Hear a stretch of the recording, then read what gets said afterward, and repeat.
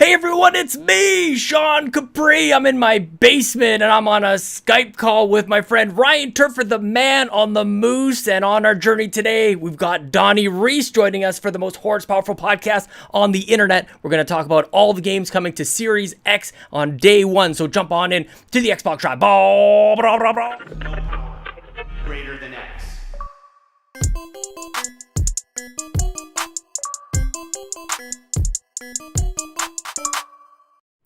Hello, Ryan Turford.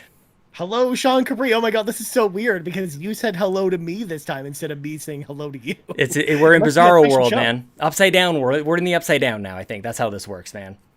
Clearly. Well, we're here for a very special evening, not just with the two of us, though, because we also have joining us the PSVG Master, returning once again. Mr. Donnie Reece is also here. Hello, Donnie. Bah, what's up, dudes? Bah, Koopalings. We'll say it You for you, didn't man. even do the Koopalings this time. I'm so disappointed in you, Donnie. Sorry. Look, okay. Okay, so there's a couple things that we need to address right off the top. Donnie's from the Xbox Empire. I reached out to you this morning saying that it would be great if we could do this. This is all coming by the hot seat of our pants, but I couldn't have thought of anybody better to join us when we talk about all the games. When we have a comprehensive conversation, we need to have Donnie part of us. But there's something I need to address before we jump into things, Ryan. Recently, Donnie has welcomed Elaine onto the Xbox Empire, and I am here for that, as they say. I think she has been an amazing addition. She is rubbing off on Donnie, and I like it. She's keeping him in check. He's keeping her in check. It is amazing, and I am, like I said, I am here for that.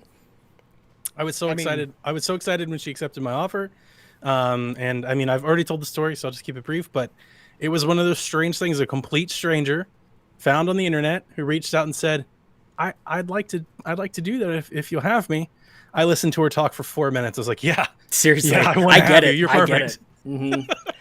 Same here. Like when I first heard it, it was same thing. Like couple minutes in, it's like perfect. Like there's no doubt. It's just like when Ryan joined the show. Basically the same idea.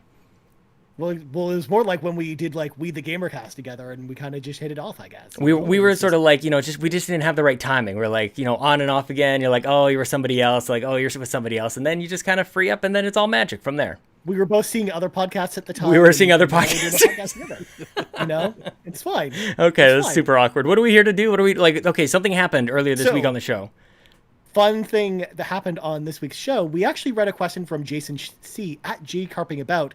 He asks, can you talk about the confirmed list of launch games and your interest level in each one? Now, obviously, anyone who's listened to the Xbox Drive before knows that we have a 40-minute podcast. And obviously, we don't have hours and hours to talk about content. So we decided to basically turn this into a topic for an entirely singular standalone episode of The Extra Mile. So that's what we're here tonight to discuss. And luckily enough, after we wrapped the show, literally 2 hours after we finished recording, Microsoft gave us a handy-dandy list of, hey, by the way, here's all 30 games coming for launch. So we didn't even have to do any digging. Mm-hmm. Microsoft did all the digging for us, which is perfect. So we're going to go through all 30 games. Yeah. And then we're going to kind of gauge where our interest level is with each game and maybe talk about them and whatnot. So let's kick things off, and we're going to go in the order Microsoft has on the page here, which is alphabetical order. We're going to start with Assassin's Creed Valhalla. It is coming out, obviously, day and date on both Xbox One and Xbox Series X. In fact, almost all of these games are. And it's the newest in the Assassin's Creed games. Sean and I, of course, have talked about this game a ton. But Donnie, I don't think we've ever had you on the show to talk about Assassin's Creed Valhalla. So I'm going to start with you. I'm going to throw it to you first. What is your interest level in Assassin's Creed Valhalla, and are you hyped? I am hyped, Ryan Turford. I am a weak man. I was on a live recording with Sean Capri going, I'm not going to play any of these games. I'm just going to wait till Cyberpunk. It'll be the week after. It wasn't even lunchtime the next day that I had already acquired Valhalla and Call of Duty. It's really just kind of an effect of like a buy and trade and sell stuff. I have just acquired a war chest of stuff, and I was like, let's go ahead and do it. I have no idea why. I don't know when I'm going to get to play it, but I am hyped to play it. I have been hyped to play it since I saw it. I like the setting, I think, so much more than I did in Odyssey or Origins. So I think I'm more into that and its mythology. So I'm very, very excited to get in and get lost to it. I will probably boot it up just to see what it looks like. And then I will probably put it on the shelf for Cyberpunk and then come back to it. But I'll have it. It'll be there whenever I'm ready to play it. Very nice, my friend. What about you, Sean? Of course, we already kind of know, but tell us why you're excited about this game. I feel like this is the showcase. This is the one, with Halo being delayed for a little while and everybody going like, well, what are you going to play day one? What's going to really show off the horsepower? It's like, this seems to be the one. And maybe I'll be reminded as we go through this list that maybe there's something else pushing it. But yeah, Assassin's Creed is like, it's a beast, man, and I've absolutely fallen in love. I may be carrying over some love from Odyssey into this one, but they just have gotten better from Origin to Odyssey, and now with Valhalla. I am so excited for this one. So this is like everybody's asking me like, what are you playing day one on your Series X? Like, this is the one. So I'm glad that we're kind of like starting with it, and I worry about other games like that are in the way. I do worry about Cyberpunk a little bit. I worry about Call of Duty because I think Call of Duty's after this. I don't remember. Yeah, it must be, yeah, because we're not talking about it today. So, right. Yeah, man, like this, I just love the flow of Assassin's Creed. I love what they've done with like the role playing elements, and it's accessible to me. Like you guys know me, I get confused very easily. I'm a simpleton when it comes to these games, so I feel like a smarty Sean Pants when I play this because I can figure it out and it makes sense to me. But there's still like a mystery and there's still different ways to play. I think Assassin's Creed is some of the best gaming that we've had this generation. So of course I'm stoked about this one. What about you, dude? So for me, I started out as someone who hated Assassin's Creed. I'm not going to sugarcoat or anything like that. From the very first game, I was just not into the Assassin's Creed games at all. I mean, I liked Assassin's Creed 2 a lot, and as well as Brotherhood, but then the series just fell off for me, and I just could not get into it. It was just less so the story and more the cumbersome controls more than anything that kind of drove me away from it, or the mission design, like so many tailing missions or escort missions or like the weird stealth missions, which I personally really like stealth missions, but the way older Assassin's Creed games do stealth has always really kind of not jive with me. Follow this person. Yeah, until Assassin's Creed Syndicate came out, because I decided to give that one a chance because it looked interesting enough with the grappling hook mechanic and the changes to movement tech that is like, okay, I'm gonna give this game a chance and hopefully it wins me over. And it totally won me over. I loved Assassin's Creed Syndicate. It was one of my favorite games of 2015, and I've been basically all in on the series ever since. With Origins, I loved that, and then Odyssey, I spent over 150 hours playing it, completing all the DLC, all the side quests, and basically 100%ing the game.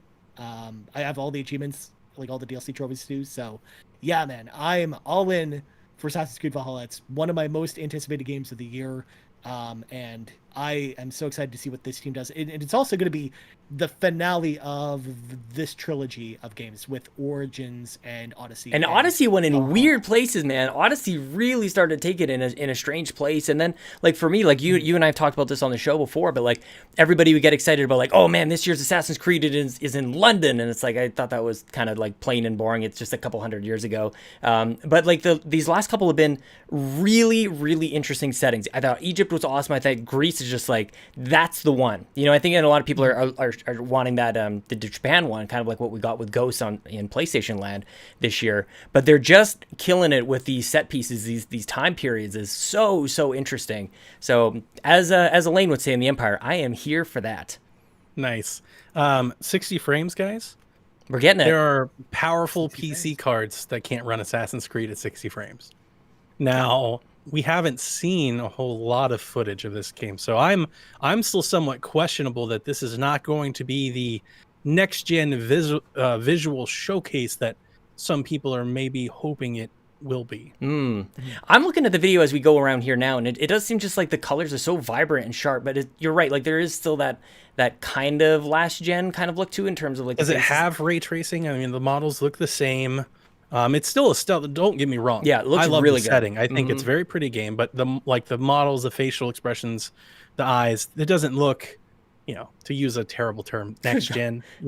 I'm watching this video, So- man. It is violent. Like this game is like a wolf That's biting the guy's true. face off right here. Like this Oh, is, yeah. this is not for the faint at heart. I mean, that's you for play sure. an assassin, Sean. I know, You assume well, it's no, but violent. assassins are like they do like the clean cut, like there's just like the dagger out of the sleeve and stuff. It's nice and clean. Like you don't have wolves tearing off the flesh off somebody's face and stuff like that. But here We we get are. to go I don't know. castle raiding.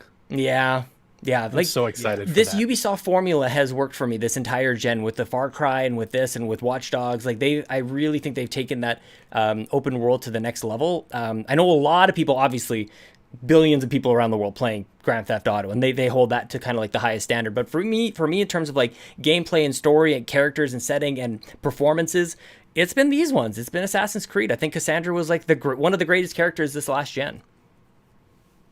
And it'll be interesting too because I think the Ubisoft recently said too the canonical choice in this game will actually at the beginning of the game it'll ask you, do you want to play male, female, or let the animus decide? And it'll basically pick and choose whether you're playing male or female at different points in the game. That's based great. on where they excel best, and apparently that's the canon choice. They said is let the animus decide. So I think that's going to be really interesting too. Whether you'll be able to become attached to those characters the way we became attached to Cassandra. Like, that's one of my favorite parts about Odyssey as well, is getting to know that character from start to finish. In fact, that was one of the things I disliked about one of the pieces of DLC for Odyssey, is that it kind of pigeonholes Cassandra in a specific position that I just wasn't a really huge fan of, because that game was all about choice and kind of pointing that character down whatever path you wanted to go down. So I'm interested to see how they approach that this time around, with the canonical version being switching between both male and female versions of the same character, essentially. But yeah, so moving on. Next game is actually an old game. It's Borderlands 3. Seems It's to be a back. theme though today, Ryan.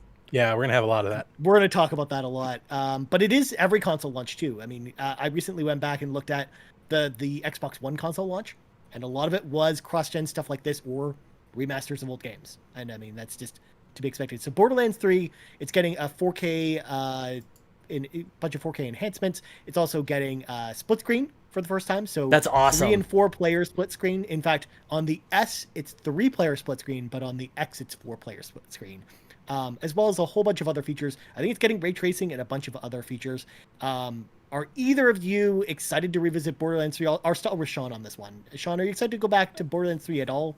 So this this? is a very personal take on this one, because I think like Borderlands 1 and 2 I had a huge amount of fun with. I actually played them on PlayStation. I platinum both of them, played mostly with my wife. We played the crap out of those games. And then we bought this one. We bought Borderlands 3 on PS4 because that's where Chelsea likes to play, and that's where we kind of played the other ones. And it just ran like garbage. Like and I'm kind of sensitive to things like if I push the start button, that menu better show up like that, and there's like this delay, like this sort of like the framework of the menu would show up and then sort of like it would kind of pop in. I'm not sure if anybody else experienced that or was as The hung load up on times those were type really of things. bad at that game too. I thought, yeah, just like quality of life stuff was just, and you're constantly in and out of the menus. Like it's a looter shooter. You're always like shifting around gear and stuff. And it was like that, and the map system I thought was really bad. And a lot of the navigation, like wandering around in that world wasn't too fun. I found myself getting very frustrated. Now, a lot of that can be alleviated with a powerful console and like the SSD and everything could change things around for me, but Chelsea wants to play it on the PS4 or in PlayStation Land. So I'm not sure. This game has been on sale like crazy, Well, they and did you also get say the crossplay is coming. So maybe I'll we'll just be able to play it. and so like cross- cross-gen too, cross-platform, like That's Xbox what they Series said, S yeah. with PS4. So maybe because it didn't cross-gen, bother her. cross-play. It didn't bother her at all. And like Borderlands is great. Like it's such a great series. It's the kind of like they say, the original looter shooter. So if I can get this thing on sale, maybe. But in terms of like launch day, like everything is going to be hit up against what I said right at the start of the show, which is Assassin's Creed has my heart from day one. So everything else is going to be a little bit trickier and might just be a bit of a distraction, a bit of a palate cleanser in between like sessions with Assassin's Creed, if that makes sense. Makes sense. Donnie, what about you? Are you excited at all for Borderlands 3 at all? Pass. All right. Yeah. All right.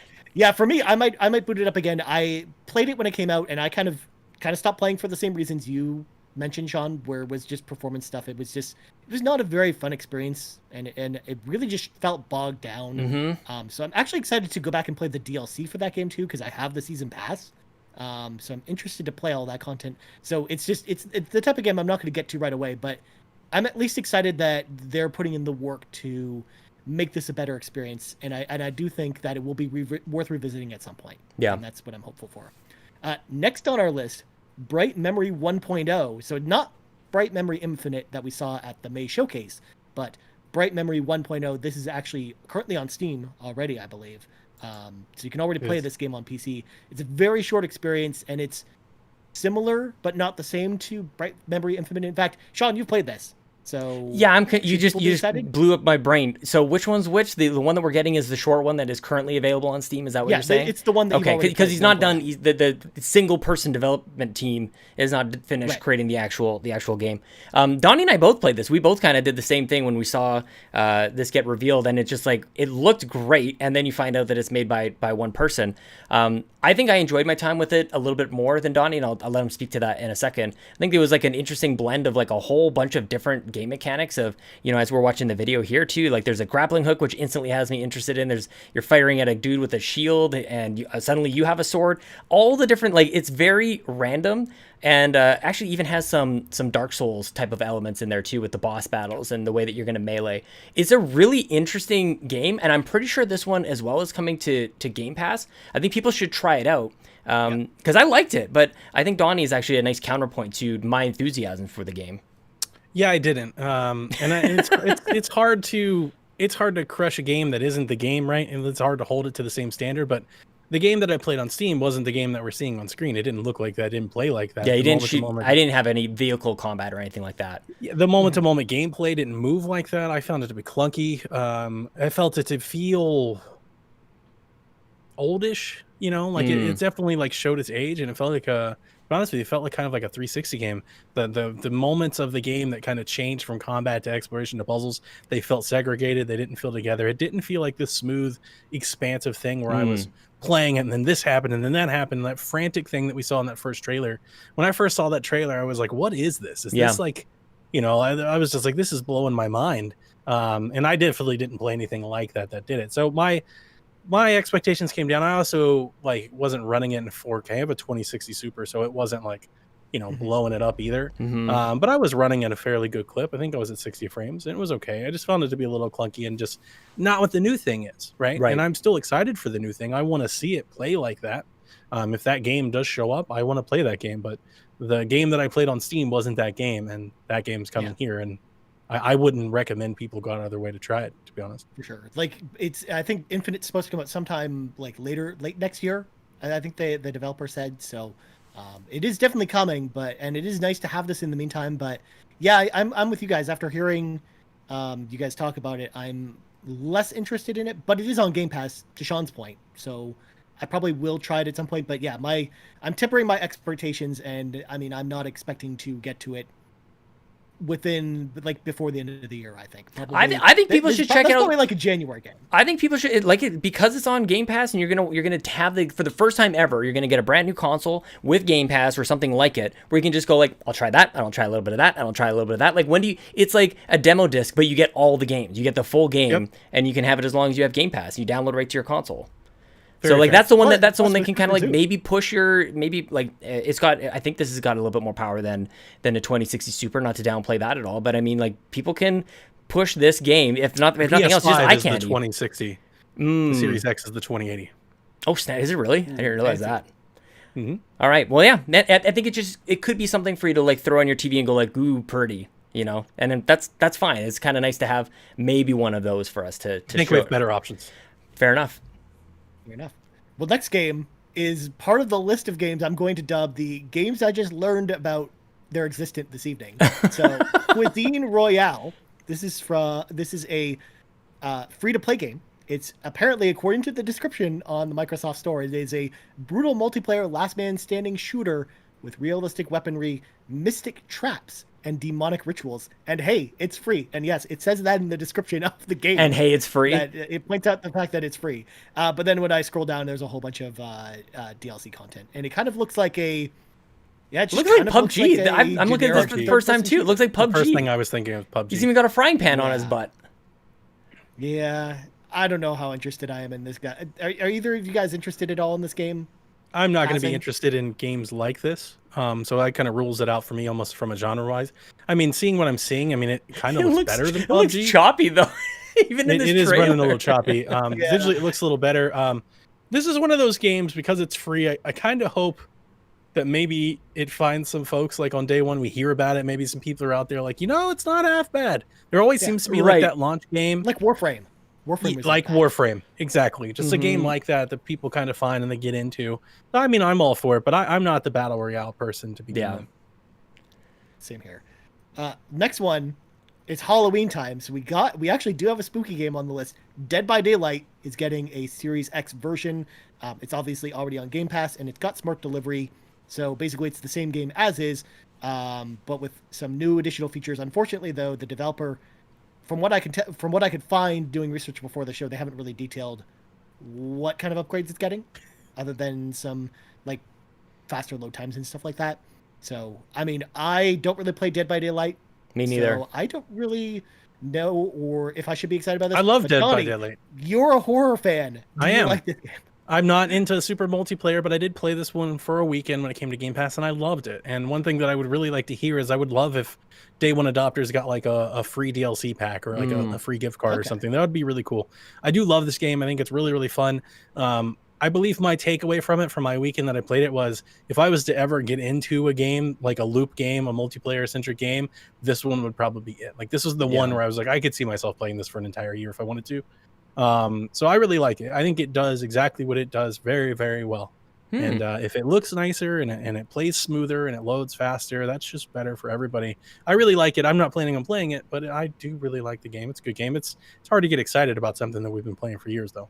For sure. And it's the type of game too I've wanted to play for a long time because I also really like horror games. In fact, Friday the 13th was a game that I fell down the rabbit hole with. I played it a ton because not just because I love Friday the 13th, but I had a lot of fun playing that game. And Dead by Daylight seems like more of that, or it always felt to me by looking at it.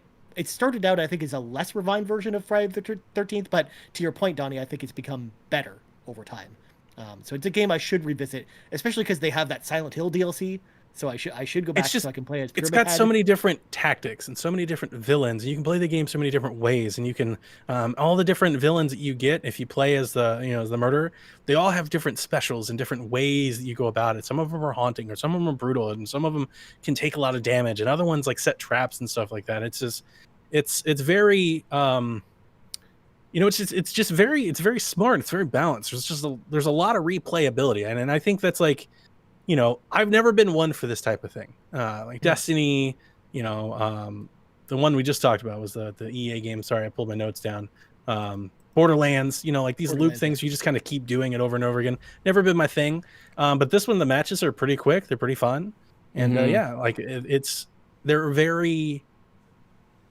They pay very good respect to the IPs and things that they bring in. And for a video game space that normally doesn't have a lot of games with those characters represented, I think that's really, really cool. Because that was one of the things I actually, the day I played it, I think I bought like 3 characters.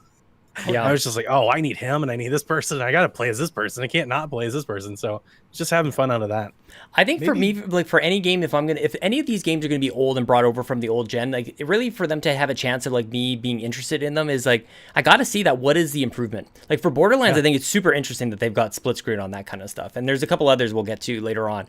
Like that's kind of got to be the push. So for this one that I wasn't really interested in it before, and I don't really see anything that's like, this is going to blow your socks off. It's not going to be like a showcase or a feature for the new hardware. It's probably going to be a skip for me, but it's just super interesting. Like, I mean, we've got these 30 games we're talking about on day one, but also like all the back compat stuff that's coming on forward. Like it's such a weird, it's such a different launch this time. So people are like, I get oftentimes people are like, so why are you buying like this console on day one? It's like, what are you talking about? This is like the best thing for us to like. There's going to be more options now than any other launch day forever. If you ever wanted to question buying something on day one, it's very simple. I just look at people and we're like, hey, you know that thing that you've got, the Xbox? They're like, yeah, and it's like you really like it, right? Game Pass stuff, it's really good. It's superpower it. It's like all that but better. Yeah, seems good to me. That's the reason you get it. It's all those things you like but better. So it's just going to change like what you choose to play on day one in that way. Yep, exactly. And again, there's a good selection of games here, I think. I mean, and we'll get to some of them in a bit. Well, speaking of one really good game that it was actually my second favorite game of last year, Devil May Cry 5 Special Good one. Edition is going to be day and date with the console. It is a separate purchase. You're not getting the upgrade. Like, isn't that kind of the Well, the the way difference this is this time working? around is number one, the upgrade, because there's additional content in here as a package, and yes, they should upgrade the base game. Right. But at the same time, they never promised they would do that. Whereas No, Control, that's they fair. were Mm, they fair said, enough. oh, by the way, you're going to get this free upgrade. And then a That's month the later, they- situation with all of this stuff, right? Is nobody ever promises you to give you stuff for free, but the problem is that half of every other game on this list is updating, giving everybody stuff for free, and this one isn't. Mm-hmm. So I understand, and I respect the developers and putting in work, and I respect the publisher needs to make money, but this list that I'm looking at, this is the market, and I'm not going to be upset as a fan for going, why aren't you doing, as a customer, not even as a fan, as a customer, why is everybody else doing it but you're not? It's the same thing that goes for Control, and it's my same issues that I have with some of the things with Spider-Man. I'm not super upset about Spider-Man, but some of the things with Spider-Man, the fact that you can't get upgrades on the game you already have, you can't buy it separately, things like that. Like, just get rid. I think the mess isn't worth the heartache. It's like you could do that and charge it, and yeah, you'll make a little money, or just hear me out. You just put the stuff in there, and more people will play your game. They'll be happier, and they'll buy your next game. They'll buy it more. You know, like I do have issues here with Devil May Cry 5. Now, to be nice about it, it's only $40. It's a budget release. Yep. Sean, I love Devil May Cry 5. I think the cinematics and the choreography in that game and what they do visually, especially in their cutscenes, stellar, almost unparalleled. Stellar. They're really, really great. Dante for Smash, good story, good action, super fun. Yeah, over the top, totally hilarious. My question is like, how is I it already gonna, bought it. But I'm well, not gonna buy and it again. that's what I'm wondering. It's like, I would love to do like a side by side of like the backwards compatible Xbox One running on Series X versus like the new special edition running side by side. I bet it's gonna look great. I bet it's what they're gonna doing look great with- too. So it's with like, RE why? engine and stuff like that's gonna look amazing. Yeah, knowing Capcom, I think they're going to go all out with. Yeah, they're gonna this show out special for this edition one. again. Yeah, And it's cool. Here's the thing. It's not that I'm not going to buy it again. I'm just not going to buy it day one. I'm not going to buy it for 40. When it comes to Game It'll Pass, come to when Game it hits Pass. $20, when something happens, yeah. maybe I'll go back and run through it and see the new stuff. But I can't tell you that I'm excited. Devil May Cry 5 is getting, some DLC enhanced with visual upgrades, and they're re-releasing it. I wish they wouldn't. I was kind of hoping that this was a thing of the past. But it's a big it is an important thing for Xbox. It's almost like we've kind of forgotten how important that was for Devil May Cry 5 to show up on the Xbox stage back at E3 years ago. Like, this is kind of amazing that Capcom is here and it's here on Xbox. It's just, you kind of wish that they would adopt that smart delivery a little bit. Or the Xbox more. would have paid them for it. Right. Put it in Game Pass. Yeah. Yeah. And I think that's kind of a pattern we've seen with a lot of Japanese publishers as well. It's just a lot of them aren't doing, a lot less of them are doing smart delivery, I think, than North American publishers. So there's that going into it. Well, moving on, we got Dirt 5, which I know there's a racing fan in Sean Capri who's probably pretty excited about this one. So, Sean, are you hyped for Dirt 5 at all? This is probably our only racing game on this list. Well, there is one more at the bottom of the list that we'll get to, but are you excited at all for Dirt 5? It's really interesting. I think the Dirt and the grid games and all the stuff that Codemasters does is really phenomenal. It's always, man, going back in the day of getting my original Xbox magazine, I always thought that these games looked incredible. And we saw a bunch of coverage come out just last week, and this seems to be the one. It's like, let's test out 120 frames on this one and really see what that feels like. It's going to look in a certain way, but I think it's going to feel totally different. And Jeff Grubb loves it. That's the thing. I've been talking to him for a week. He's just like, I'm never gonna not play in 120. And I'm like, are you serious? At 1080p? He's like, don't even care. Seriously, 120 all the time. He loves it. Yeah. That's kind of where I've been at with my PC gaming. I've got a 1070 Ti. I've only got 1080p monitors, but I go in Destiny to go 60 frames per second on PC to back to 30 frames on Xbox, and it's like, what a huge jump. I've never thought that 30 frames was like looking like it was chugging along and looked like garbage, but it doesn't play nearly as well. Like, you feel more accurate. You feel like the game flows a little bit better. So that's really what I'm excited about with Dirt 5, is just to see like this frame rate business. And I've recently got my TV situation sorted out. I got all the cables and everything you ready. did. I got it. It's working now, so that is good. Crisis averted. And so I'm really curious about this one. I know a lot of people are kind of casting impressions already in terms of like, it doesn't look so next gen. Like, I just don't really know about that. I feel like it does look really, really good. And then 120 frames, I don't think that we've really experienced that with any of the gameplay we're seeing online. I don't even know if anybody can capture 120 They really frames can't, yet. because Yeah, they YouTube can't. can't even display it on the platform, so there's no way to see it. that's the next gen part, right? People are looking for like a game they've never seen before, and that game's not going to be here. We've plateaued with what we can do visually. We can do a little bit more. We can throw in some effects and things like that, but we're not going to see a drastically different looking picture that blows us away. It's just not here yet, and it may not be here for some time. But what is here is the stable frame rates that we have. That's the next gen portion. The fast load times, the fact that your game's never going to clip, you're going to have screen tearing, have pop in. That's next gen. That is what next gen is. And if that doesn't excite you, if you're looking for that moment when you got a Super Nintendo, you know, like this gen's not going to be there for you, but it's going to be there for you once you start playing. So what you may not see before you buy it, you're going to see when you actually get it, and you see the quality of a life improvement, how you can hop in and out of games, how they start faster, all these things that are going to be so much better.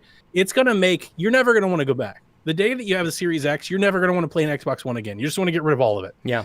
Because it's just the super version of it. I'm excited for Dirt 5. I'm not a racing game person either. I specifically just kind of play Forza Horizon. It's really my only racing credentials I have anymore.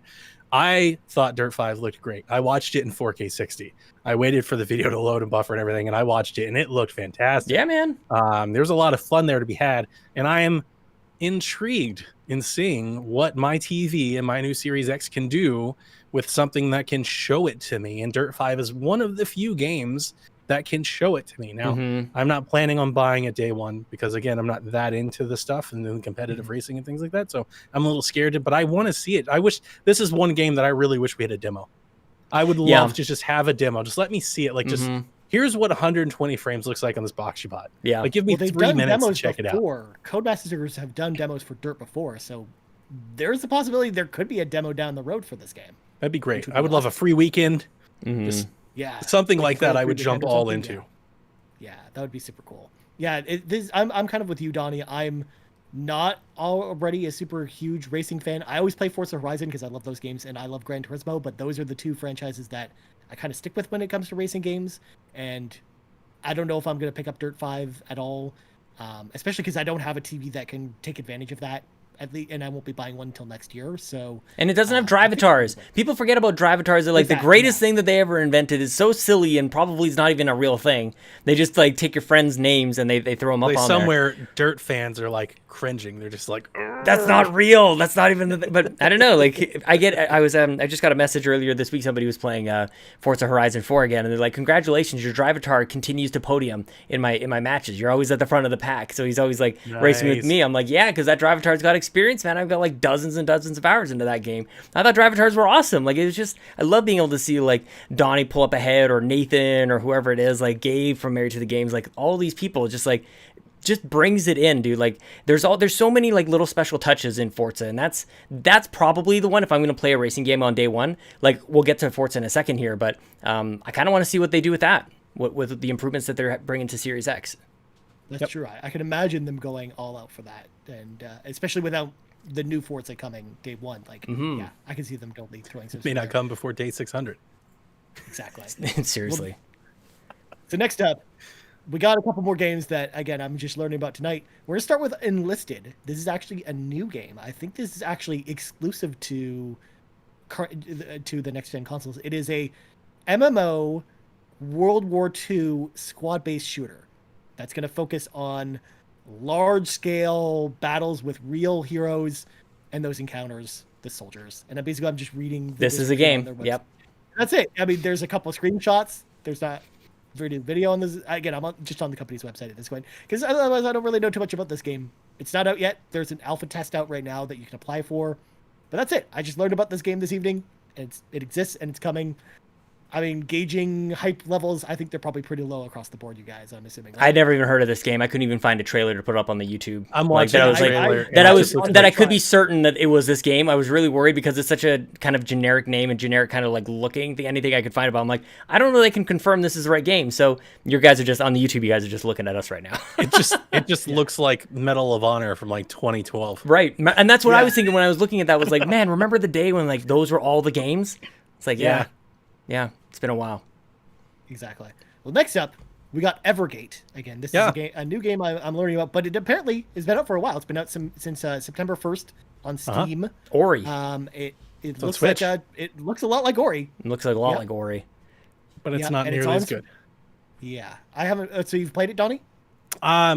No, I searched it. So I'm a big fan of Ori, as we'll get to. And when this game came out, I had a lot of people that were like, Donnie, it's Ori, and it was. And I followed it and researched it, and its review cycle was very mixed. There are people that love it, 10s. There are people that give it like 4s. Wow. Oh, goodness And gracious. the people that I follow that I trust, and I actually saw their gameplay video reviews and them show what was going on, I was like, yeah, not for me. Okay. Yeah, so it's something to look out there. I think this is also one that's kind of a shame that it's not in Game Pass. Yeah. Yeah. It's interesting because I don't mean to shame somebody being there for like a launch lineup, and obviously they're hoping that being one of the few new games maybe gets them some sales. But being an indie game and kind of like they don't even have a link like here in the newswire, right? Like they're not even a link to the game in it's the just because newswire. it's not listed on the store. I think Exactly. all the ones that have links on here are listed on the store for pre-order. Kind of the point. It's not even like there yet. Yeah.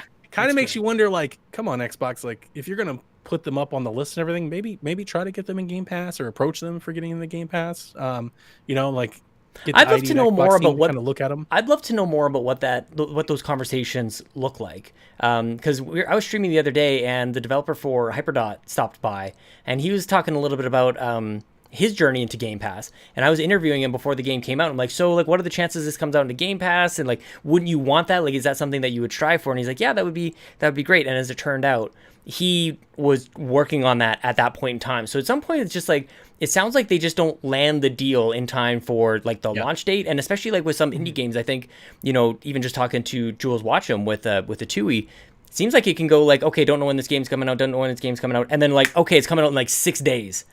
Like it seems like you can go from the game's not coming out to like it actually launching very, very quickly. So it's super interesting. Although he may be an extreme example of that. Maybe some of these other games we do have release dates further out in advance.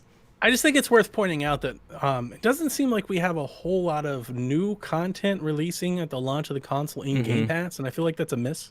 Like we know the Ascent's not here. We don't know where that is. We don't know where Scorn is, and we know the Medium's not showing up for a month. Also, Destiny isn't on this list, which is strange. Destiny 2. Well, that's because it got delayed. It was actually it's in this article.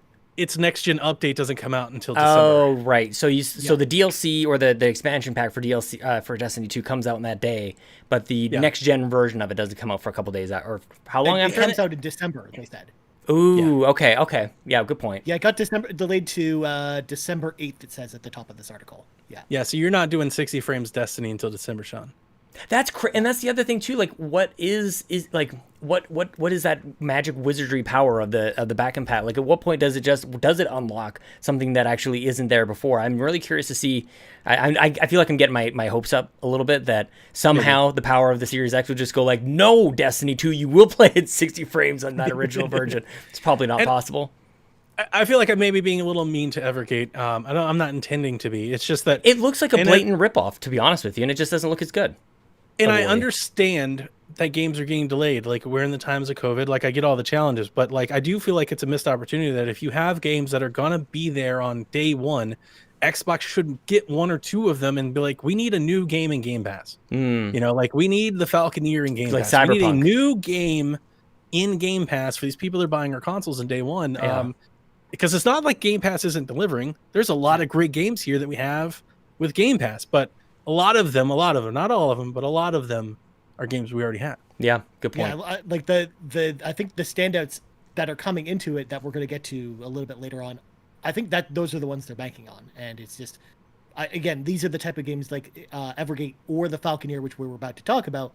I think those are the type of games that should be on Game Pass day one, because like a game like Gears Tactics, for example, probably doesn't need that extra push because it's got the Gears cachet it's Gears within the name already. Like it's gonna sell, like it's gonna get people to download it. Whereas I think smaller indie titles, you're absolutely right. Like I think because you think about it, like when we have console launches, like I immediately snap back to like Resogun or Power Star Golf and things like that. Like it's nice to have like a little something, like when you come home, because everybody's gonna get Assassin's Creed and Call of Duty and Cyberpunk. Like we all know, everybody's gonna buy these big games. They're gonna sell gangbusters, but there's an opportunity at the launch to kind of showcase a smaller indie title, and I think a lot of people have fond memories of that launch game, that game that got you through that first day or two until you got Call of Duty or something, until you got NBA 2K or something, like that one game. And I just feel like it might be slightly missing, but Other people may think it's Tetris. I don't know. You just maybe it might be. But you just made me realize like what's going to happen to games with gold next month.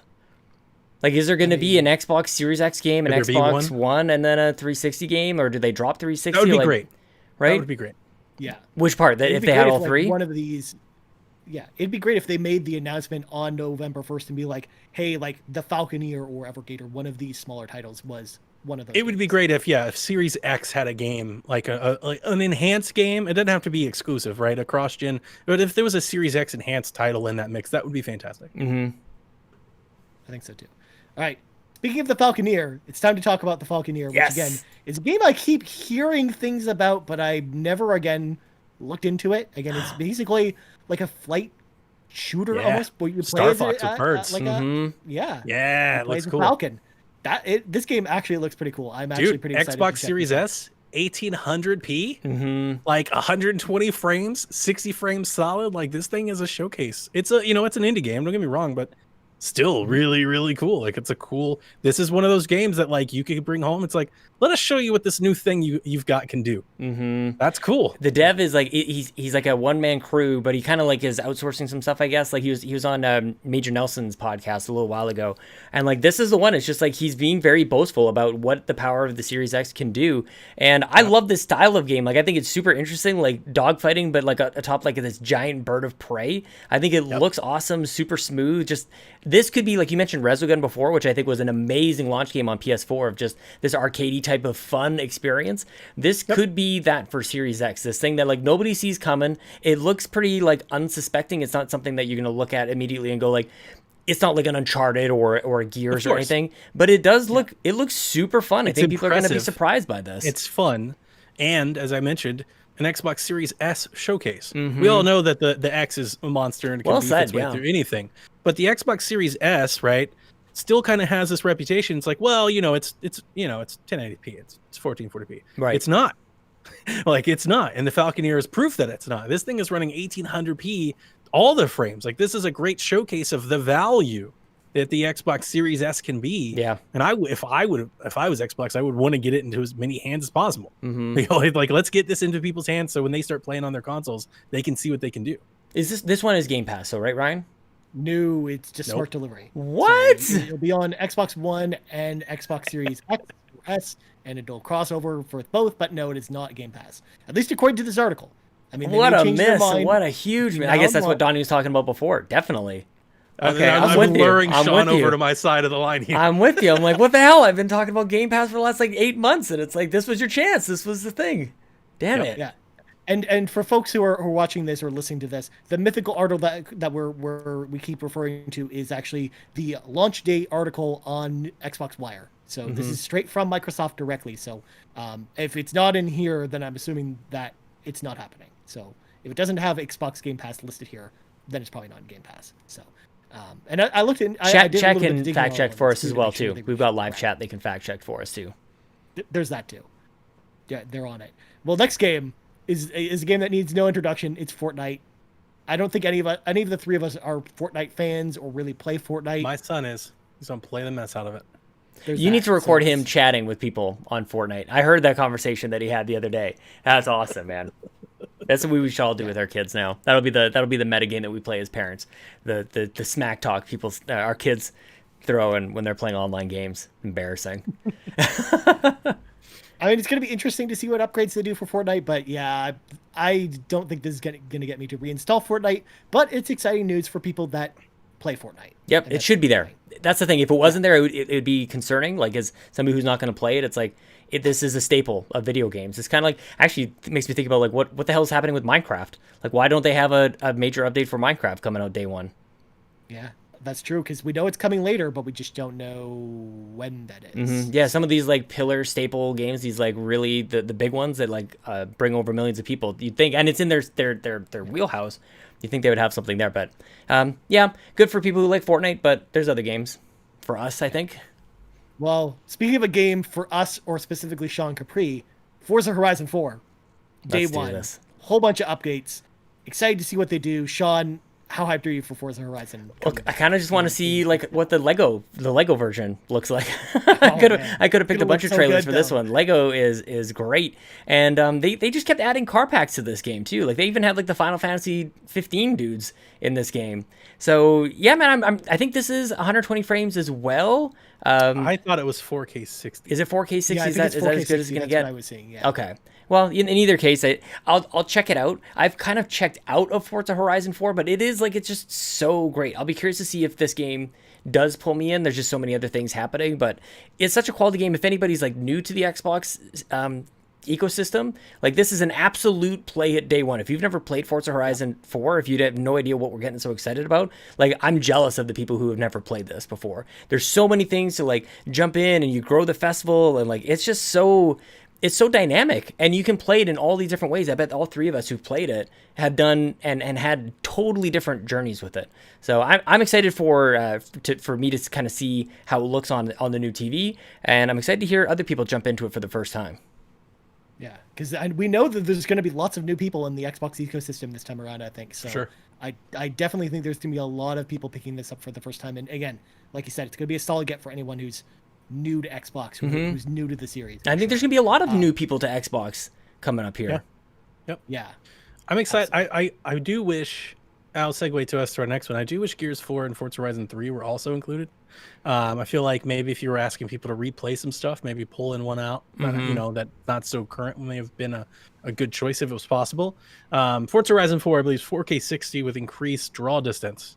So you have more detail further into the view of the car, which is nice. And then, of course, it'll quick resume and it'll load super fast and all that's nice. And the load times in Forza can be a bit lengthy. You know, you got the moment you're kind of staring at the car for a little bit. Yep. Hopefully, if that zips on through super fast, that'd be great. I'm definitely. I mean, when I bought my new TV, one of the first games I popped up was Forza Horizon. It's a beautiful game. I was like, oh, let's see what it looks like on new TV. I'll probably do the exact same thing. I don't know if I'm gonna sit down and play Forza Horizon for hours.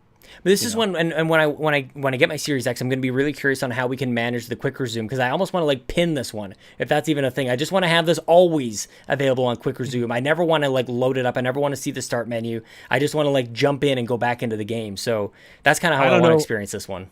I don't know if one of your questions was going to be this, but I'll go ahead and answer it. The first thing I'm going to be doing when I get my console is loading up 3 or 4 things and swapping Seriously. between them. Yeah. I think everyone's going to do that. I mean, yeah. I'm most excited for it. I've said it before. I think it's right there on par with like maybe the share feature from last gen. I think this is the one feature that I'm never going to not want to have again. And I think playing anything that doesn't have it is going to feel antiquated and old. Yeah. I'm so excited for quick resume. And not to throw stones, but it's such a different way than like the cards and the activities things that like PlayStation doing. I think they're good and I think they're somewhat similar.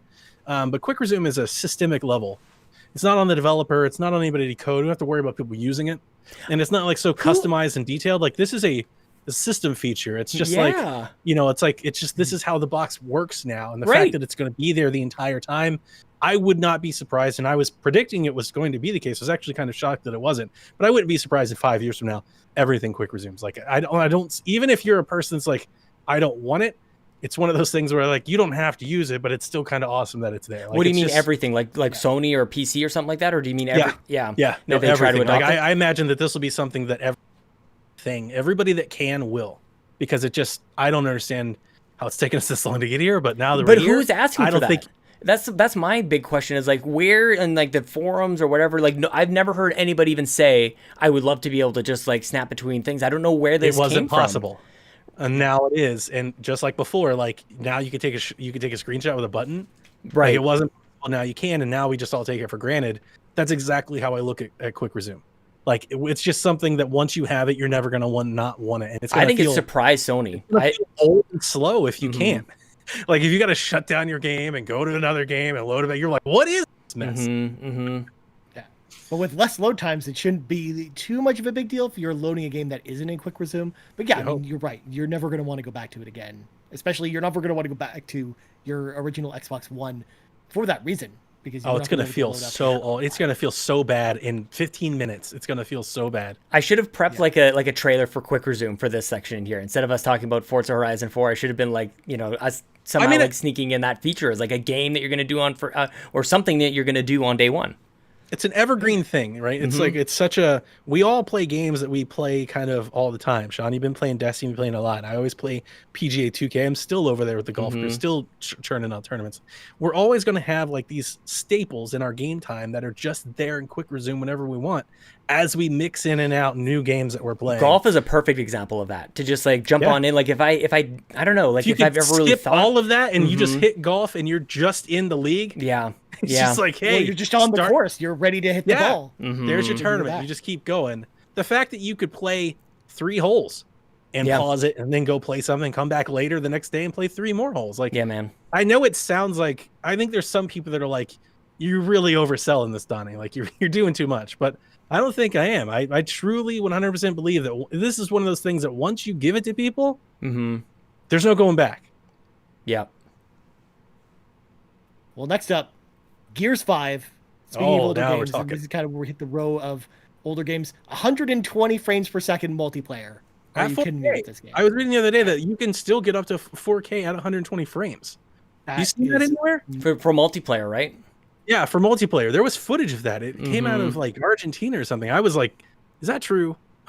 I don't know if it is, but like it was like it's thing. Like WCCF Tech has a blog up. Because was it 4K? Is there any way it was 4K 60 on the One X? I feel like because I never did any 4K really with my One X very much at all. It was 1440p. 1440. Okay. 60. Yeah, because I knew that was a huge deal, that it was going to be 60 frames on multiplayer, and it definitely felt much smoother when you did play on multiplayer.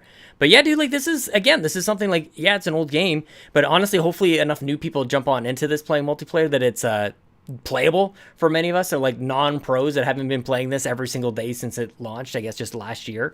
The game has become quite difficult, I think, for me to play. I think people are absolute pros with this, but it's something, again, people should definitely experience this. The escape mode in it, that new multiplayer mode, I think is really interesting and a showcase. This is the one. We've been disappointed by where Halo has kind of disappeared off the map, but I think this is going to be the one that can push your system, even though it's a bit of an older game. Plus, I think it's another game like Forza that is definitely anyone who's new to Xbox, you should start. You should play it and play this. Yeah, definitely. Like Forza, like that's kind of the part of the list we're starting to build, which we're getting to a couple more of those later in the show, of the games you need to play if you're new to Xbox. And definitely Gears 5 is definitely one of them. Even though it's got a 5 in the title, and even if you haven't played the other Gears games, just jump into Gears 5. You'll be fine. It's fun. Next up, I just played Gears. I just finished Gears. You just finished Gear right here. I just did Gears 1 again. I love Gears, and I'm excited to tell you that I'm totally planning on replaying the campaign in Gears 5. Ooh, I might have to play with you, man. Co-op campaign is super fun. I can't wait. I have this analogy that I've thrown out a few times now. You guys have probably heard me say it, and I feel like it's pretty apt. I feel like Gears is like Xbox's version of Uncharted. At least in the campaign story level. Uncharted has you killing all the enemies, hopping around, jumping things. Gears 4 and 5 are very, very similar.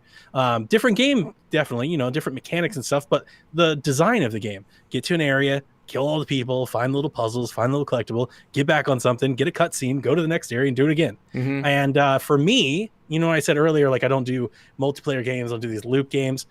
These are the games I do. I do these little campaign games where I like that little loop, and I love Gears. Me too. I absolutely love Gears. It's my favorite franchise, probably my favorite Xbox franchise, if I had to say. It's probably the one I've definitely spent the most time with, for sure. So one of the things I did when I got my new TV, I loaded up Gears, and Sean, it looks great. Yeah, I'm sure, and, dude. And the day that I did it, I took a bunch of screenshots, and Devin was like, dude, it looks so good, you've got to play it. And I was like, one more month. I'm just going to wait.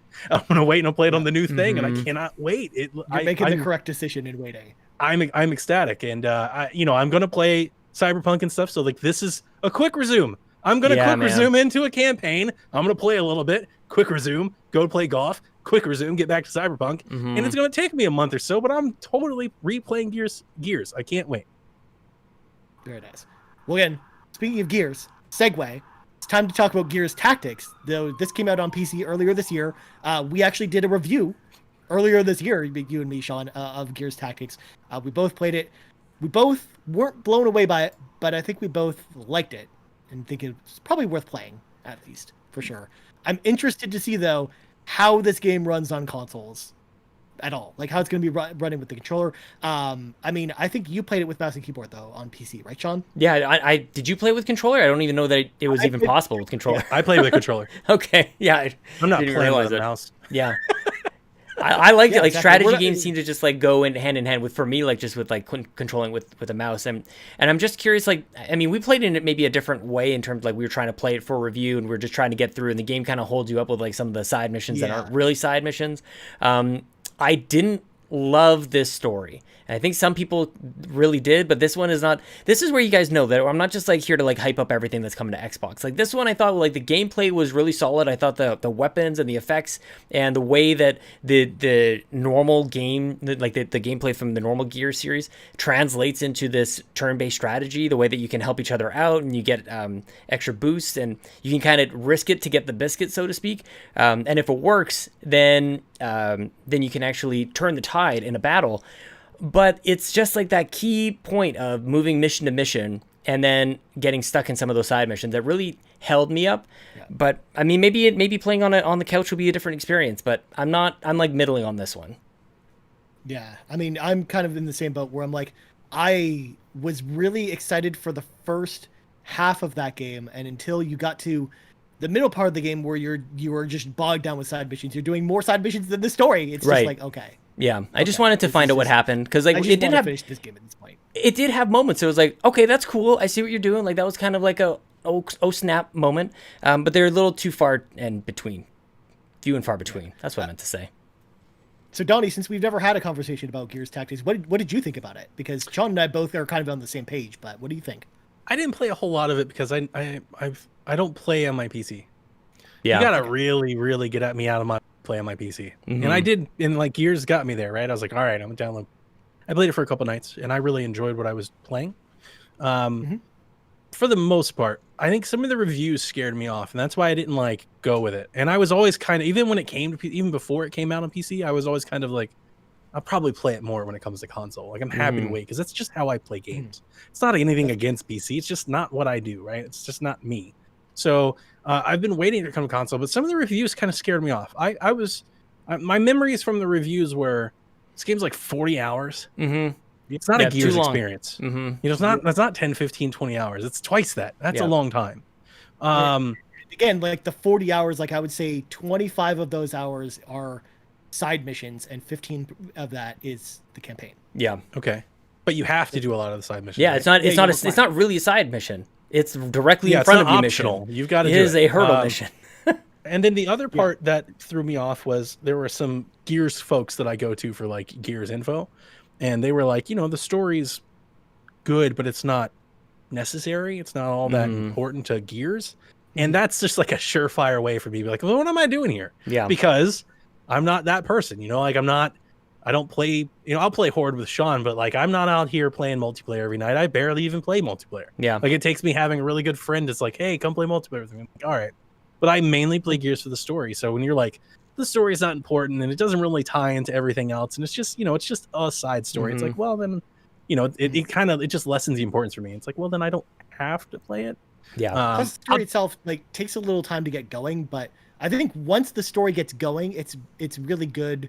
Even if I don't really consider it in the same like lore, like to the same standards as normal Gears games, I still think the story is actually pretty good, just as a standalone thing if you treat it like that. But it starts really slowly though. But I want it to be important to like really Gears universe, right? Like I have all this baggage that I bring in with me from having played these other 5 games multiple times. It's like I want this other side experience to give me a little something, add a little flavor, give me some nuance, fill in some gaps, like make it worth my while playing.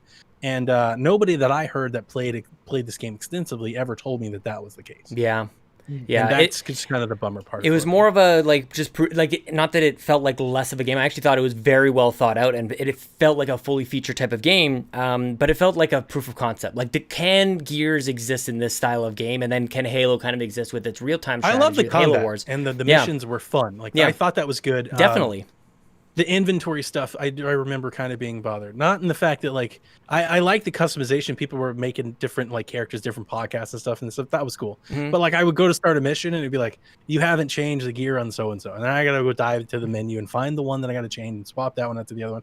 Like that's just, I don't like that stuff in games. And Like, that's I'm just not it. For Destiny, some I'm people- not Diablo, Mhm. right? I'm not XCOM. That's not what I do. I just kind of want an easy button. It's like, Yeah. can I just press optimize and then keep playing the mission? Yeah. That would be too easy. You don't want that. You don't want the too easy option. It's I do. Well, next up, a game that is already out in early Yeah. access. We got Grounded from Obsidian, and again, it's still kind of early on in the early access period. There's not a ton of content there right now. I think they added a content They added in a bunch. recent patch. Yeah. But it's still probably like less than 5 hours of total content, I would say, if you were to play through the story itself. I mean, you can go build a bunch of stuff out of leaves and other things, but Sure. for the most part, I think the story in the game itself is not anywhere near a finished product. But it is good to get some Series X enhancements. Unfortunately, again, we don't have too many details on what those enhancements are going to be. 4K 60. 4K 60? Okay. Yeah. I was searching all over the place. I couldn't find that, so I'm actually Mm-hmm. surprised you found it somewhere. But It's but yeah, I surprisingly mean- good looking, like for how cartoony it is. Like I don't know that you I really like freaking look love at this this. game. I think it's great. I think it looks really good. I am not the, like you were saying earlier, like you're not the looter shooter type of gamer. I'm not necessarily like the early access type of gamer. I don't think. Like I've had my journeys even just with like betas before. I'm like I'm not sure that I need those in my life because I kind of get my fill with the beta, or in this case perhaps even with the early access to the point where when it does go full feature to version 1.0 and launches, I'm like, I'm not sure if I'm there for that. But I think this game, I had a ton of fun with it. It totally caught me by surprise earlier on this summer. And so I'm kind of curious to see where it goes, but I'm glad to hear 4K 60. It could push a little something on Series X. I think it's beautiful, and I can't wait to see all the sun rays and all the lights and stuff. Yeah, man. This is one of those games, right, where all the things I told you before, like you'd be like, well, this probably isn't a game for him, and I went into it thinking it wasn't, and it totally hooked me. I played Me this game too. nonstop for like a week. Mm-hmm. This game was, and I remember I reviewed it with Kevin, just like our early impressions of the beta, and I was like, I could get lost in this game for a Yeah, year. man. I totally could. I just building the next thing, finding the next thing. Like once I learned, like, and I think they could do a better job at like kind of hand holding you to the discovery and getting you the recipes and stuff a little better than they Yeah. do. But once I got that stuff and then I grasped, here's how I win, here's how I get better. That progression loop, man, it got me hard. My memory of this game is I played this game like all weekend, like 10 hours a day. Like I got lost Yeah, playing Garrett Grounded. too. Garrett Bland as well was all in on And this. I was like, I gotta put this down. I can't keep doing this. Like I gotta let this go. Well, we Sean and I played it a ton when it first came out, and we loved what we played. And I think both us and I think we also played with Joel Brooks as well. And Tony I think we all Baker. kind of came to the conclusion after it was over that we kind of just wanted to wait till it was finished. And I think that's kind of how I feel about it now too, where I'm the type of person who actually doesn't mind jumping into an early access game and seeing how it evolves. I'm the type of person who plays betas for games. I mean, I played in the Final Fantasy 14 beta for months before that game came out, and was super excited about it even after it came out. But at the same time, the story in this game seems interesting enough that I don't want to ruin it for myself by playing it in tiny chunks over Yeah, you don't want it Exactly. a year You or wanna so see the whole long it's thing. going to be. Yeah, Mhm. and I think that's why I'm kind of sitting on the fence. Did you guys on kill the whether to get on spiders? this. Yeah, a bunch of we us killed a killed the bunch of spiders. yeah, a couple spiders. Dude. Yeah. That is, I thought it was an exhilarating. experience, The spider. totally. Like I got like this Monster Hunter type feeling, man. When I went to go wage war with and their eyes turn red, and you start hearing the rumble and the thumps as their legs start chasing. They're so fast, man. Yeah. I loved it. I Yeah. was so into it. It was great. It was one of those like because we had a couple different types of experiences on Xbox this generation. Like Sea of Thieves comes to mind, and then this, and it's like this isn't the gritty like. This isn't The Last of Us, right? It's the polar opposite of experiences that people are heralding over on PlayStation. And I think people saw this and were like, enough of this kind of stuff, this bleeding edge, this grounded, like Yeah. it doesn't really hit that mature audience. And then people played it and it's like, oh, wait a second. This is actually super fun. And I Remembered kind of, Obsidian's great. Exactly. And I think there's going to be a lot of that coming up in this next generation as well, that there's going to be a lot of just different types of experiences. And Ryan and I have talked about this a lot on the show. Of like, it means that there's not really going to be an identity for Xbox like game studios necessarily. It's not going to be like a certain type of game when you think of Game Pass games. It's not going to be like one genre or another. There's a whole bunch of different ones. And that's good for variety, but it's also bad for like you don't know what to really expect. Where on PlayStation, people like to live in boxes. They like to go on Nintendo, I'm going to get my Mario experiences. I know what I'm going to get over there. PlayStation, I pretty much know what I'm going to get over there. In Xbox, it's like you really don't, and so I'm really just hoping that we all remain open to these types of experiences. Because I look at something like with survival in the description, it's like no thank you, and I played it. I thought it welcomed me into the game and into the genre really really well. Totally harkened back to obviously Honey, I Shrunk the Kids, and I had a lot of fun with it. I did too. And remember too, the first week that game came out, like a ton of people were playing it. It was all over Twitch. Hugely successful. It was all over the place, and it just didn't have the legs at launch because the content wasn't there beyond. Yeah, it's early access. Yeah, exactly. And I mean, I'm with you. I'm gonna wait for it to get finished. You know, like Yeah. I'm not like I'm gonna go replay everything I've done and rebuild a base. I'm totally gonna boot it up. I want to see what it looks like in 4K 60. I'm gonna do that. But Sean, I would push back a little bit. Only going forward, I think we have a clear kind of brand for what Xbox is, and they're gonna have these little experiences and whatnot. But I think over at least this generation, as we step forward, shooters and RPGs. We're gonna have a lot of shooters and RPGs. Yeah, that's true. Yeah, it's just really because when you say that, Or those like are definitely first-person games that are action games. Yeah, like, when you have Dishonored. Bethesda roll into what Xbox is already doing, and you think Gears, Halo, and then you add in Machine Games and Wolfenstein and Doom, and then you add in all the RPGs and Obsidian and everything. Yeah, Gears, it's shooters and RPGs. It's gonna be a lot of that. Yeah, I mean that's a whole other like maybe we could have a whole other extra mile on like what is the identity of Xbox Game Studios, because I think there could be a case to be made about all the other things like what role does compulsion play, and like there's like an indie type of experience that you get out of Game Studios, Xbox Game Studios as well. Compulsion and Double Fine and a couple of others, they're kind of up and comers for sure. Yeah. All right. This next game is another bit of another reader. Is it an I'm going to oddball? go to it's King Oddball. So I'm going to read the official description from the story. I'm gonna get a drink. I'll be back. You should. Okay. You should. Blow up tanks, I don't have a video. crash helicopters, squash puny humans, collapse structures, hurl boulders until nothing remains, end the world. That's it. That's the description for this game. It's $5. Why is it here? Why is it on this Apparently, you list? play as a giant planet with a crown, and he's got a face and a long purple tongue. That's the game. It's Worms. It's Angry Birds. It's a mobile game. Whoa. Worms is more complex than Angry Birds. The fact that you're lumping Worms into the same category as Angry Birds. How dare you, sir? I'm trying How to dare you. paint. I'm trying to paint a visual for those that aren't watching and they're listening. I know. I'm kidding. What they're gonna see. Think Worms.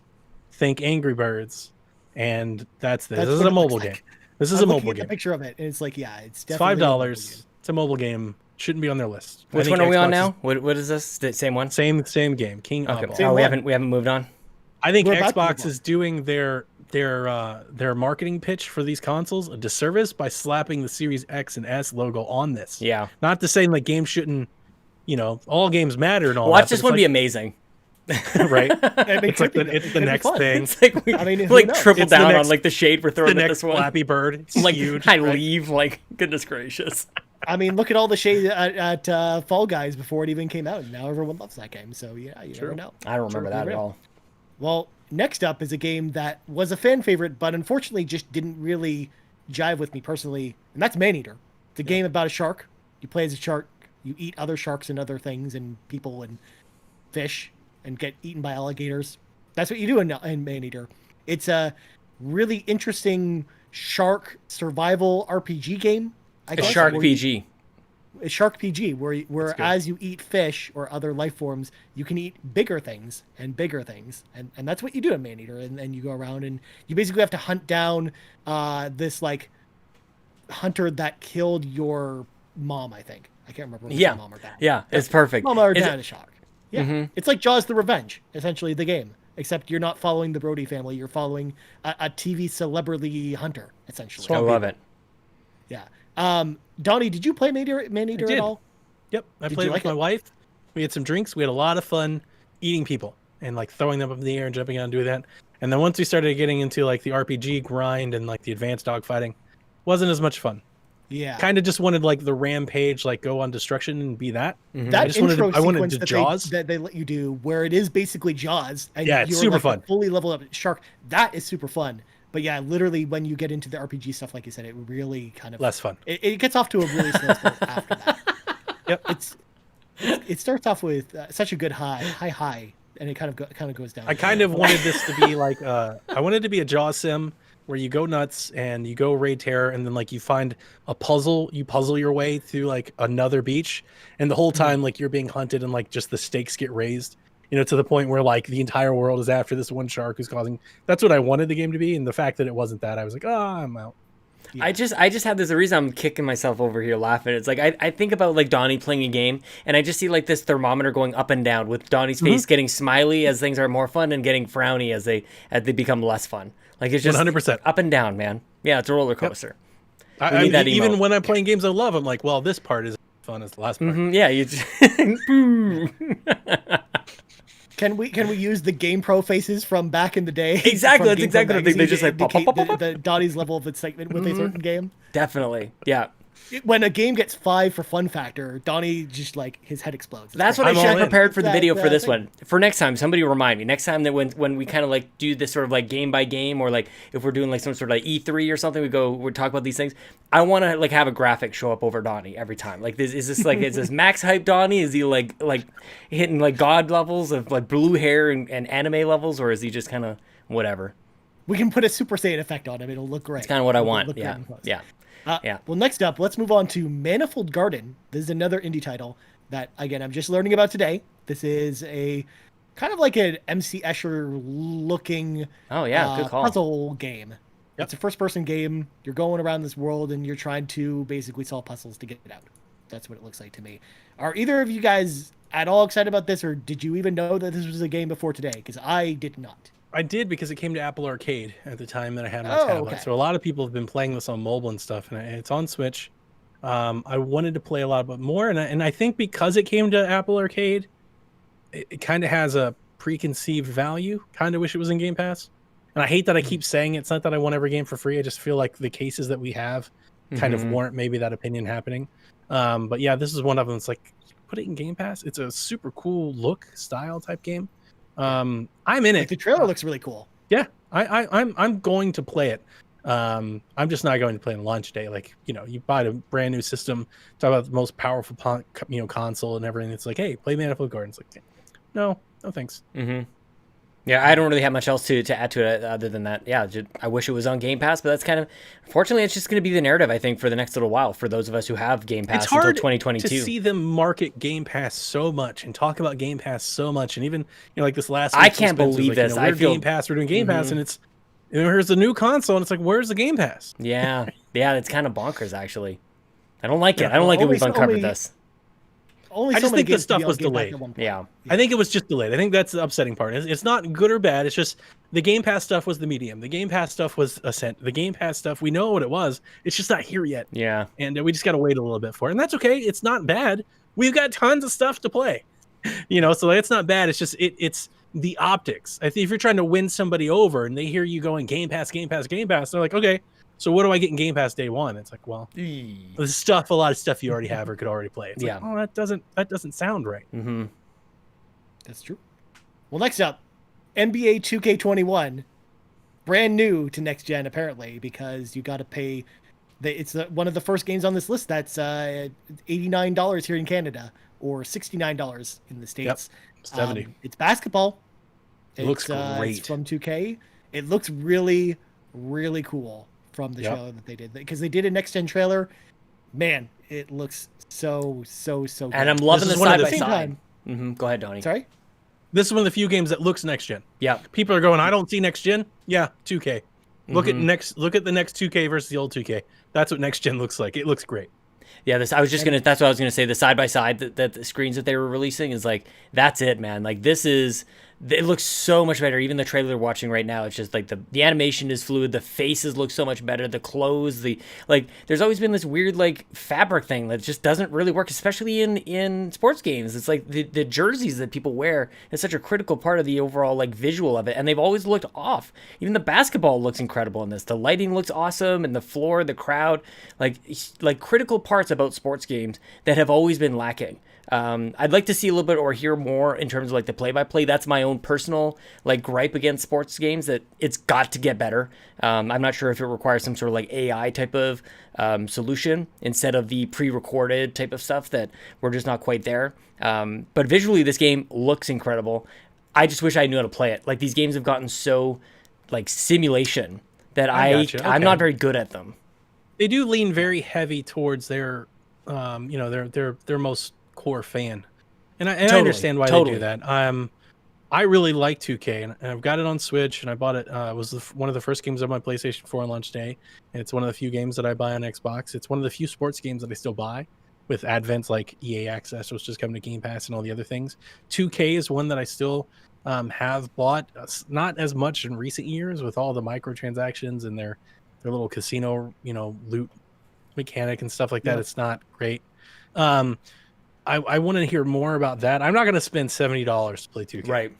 But once 2K goes on sale, I'm totally going to get 2K because I still enjoy playing exhibition games of basketball. I still know how to play these games. I know how to run pick and roll. I know how to run triangle. I can play two-man game and stuff like that. And I just get in a basketball mood.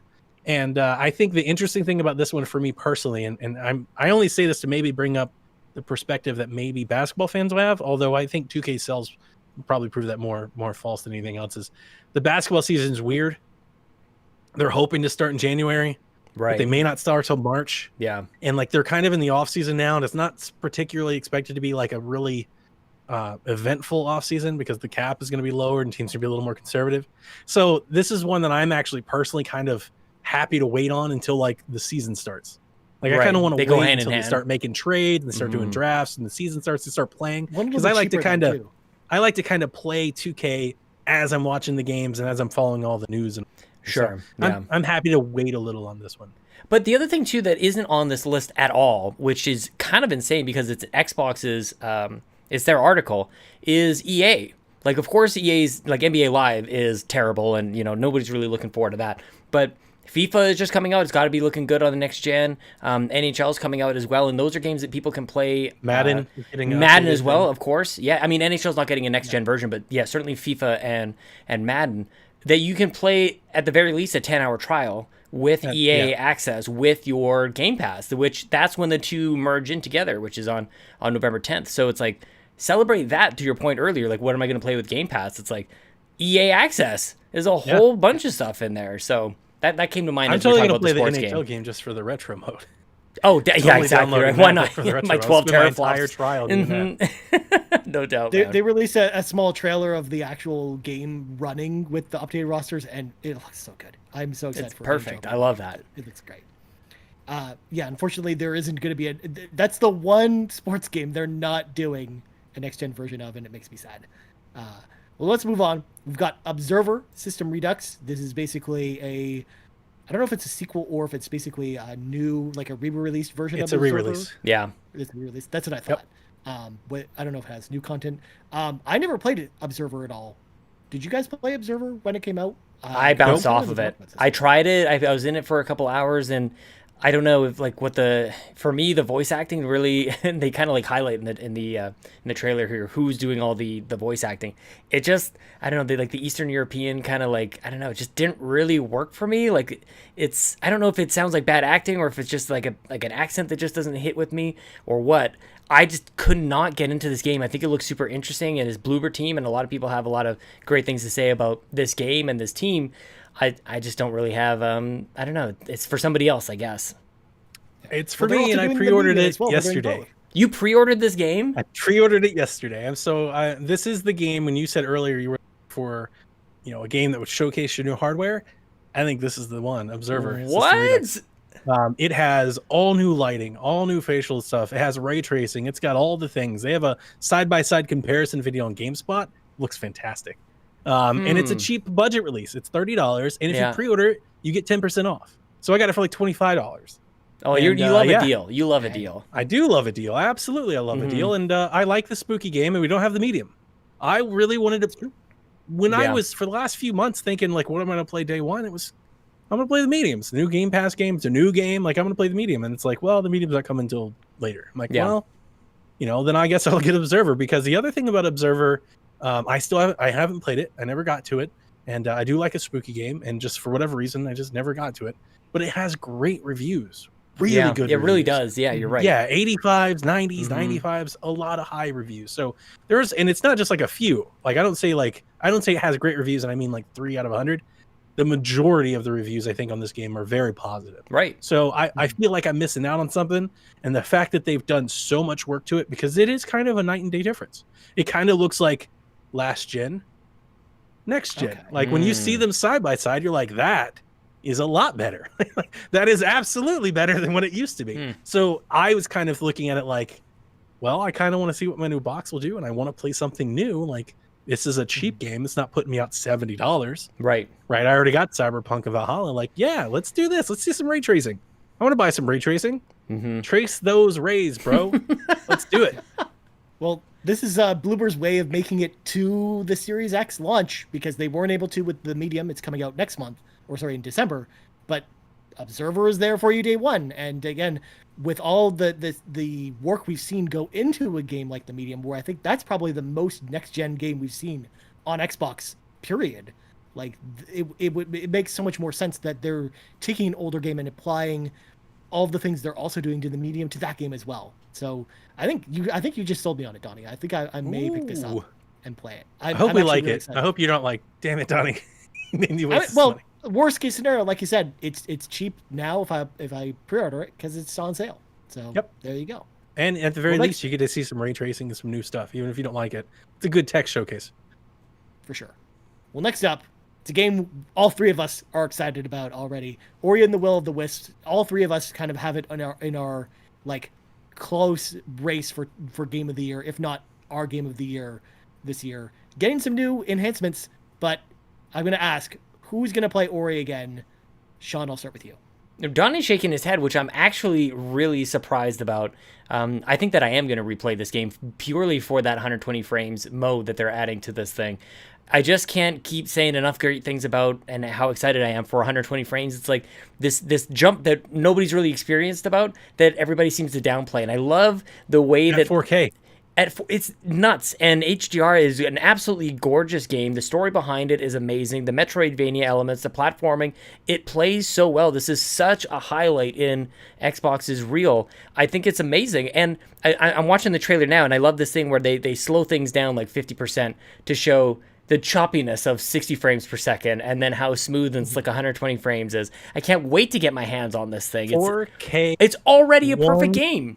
It's already there. And then they just kind of take it to the next level. Other games, they're like, it'll do 120 at 1080. It'll do 120 at the Ori at 4K. Yeah, dude. 120. That's nuts. People are like, "Oh, this isn't next gen enough." Are you out of your mind? Sorry, man. 4K 120? Show me that on your graphics card. Well, and it also scales to the Switch. Like, that's the thing that's amazing about this game and the build is that it goes from Switch all the way up to Series X. It's just nuts. My game of the year, and I mean, I've said it a bunch, so I'll say it again for your listeners or anybody that's listening to this on YouTube, maybe getting an Xbox and wanting to know. Ori and the Will of the Wisps is the best exclusive game that Xbox has published this entire generation, in my opinion. Wow. And I don't think it's all that close, to be honest with you. Ori and the Will of the Wisps is my favorite platformer of all time, and I'm a Nintendo fan with a Nintendo podcast. It takes a lot to come to that resolution, but I've never felt a sense of achievement. I have never felt so much gratification. I have never been so invested in a story for a platformer, and I've never been impressed at how a game taught me to do things that I have never done before. Right. Like Ori and the Will of the Wisps. And it's just crushingly good. It's stunningly good. It has no business being as good as it is. And people need to appreciate it. Now, the reason I'm not going to replay it, Sean, Ori requires your utmost attention. You can't juggle Ori in my opinion. True. I don't think that's the best way to play it. Yep, good point. And I'm going to be playing all kinds of stuff. I got Valhalla, I got Call of Duty, I'm going to check out Grounded, I'm going to be doing Gears 5. I got a lot of things to play.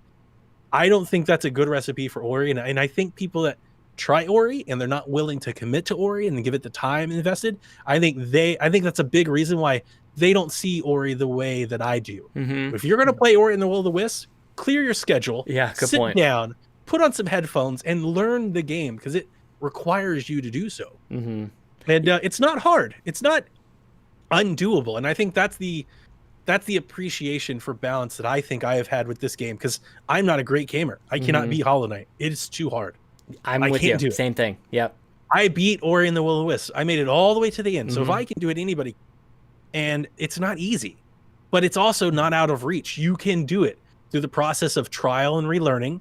But the way the game teaches it to you, I think is masterful. And I don't use that word a lot. And, like that's the top of IGN scale, right? Masterful. Ori and the Will of the Wisps is as masterful a platformer as I've ever seen one. I don't think there's any better way to put it, man. I'm totally with you. And I was before this game came out, I had a similar realization that you just said. Like I was just gonna play a little bit of Blind Forest. I was just gonna like remind myself like how beautiful it was and that opening is really great and the game isn't wonderful. And then I'm like, I damn near 100% of that game.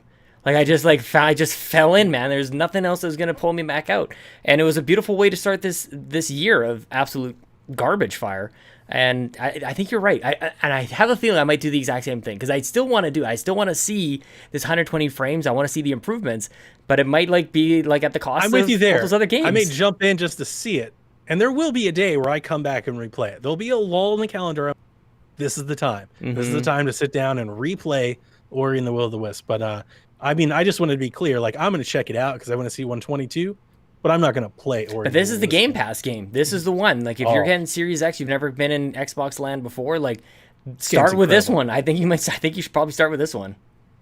Yeah. I mean, it's one of the best games of this year, period, full stop, regardless across the board of whether you're Donnie, who thinks it's one of the best platformers ever, to me, who really liked it. I think it's one of the best Metroidvanias I've ever played.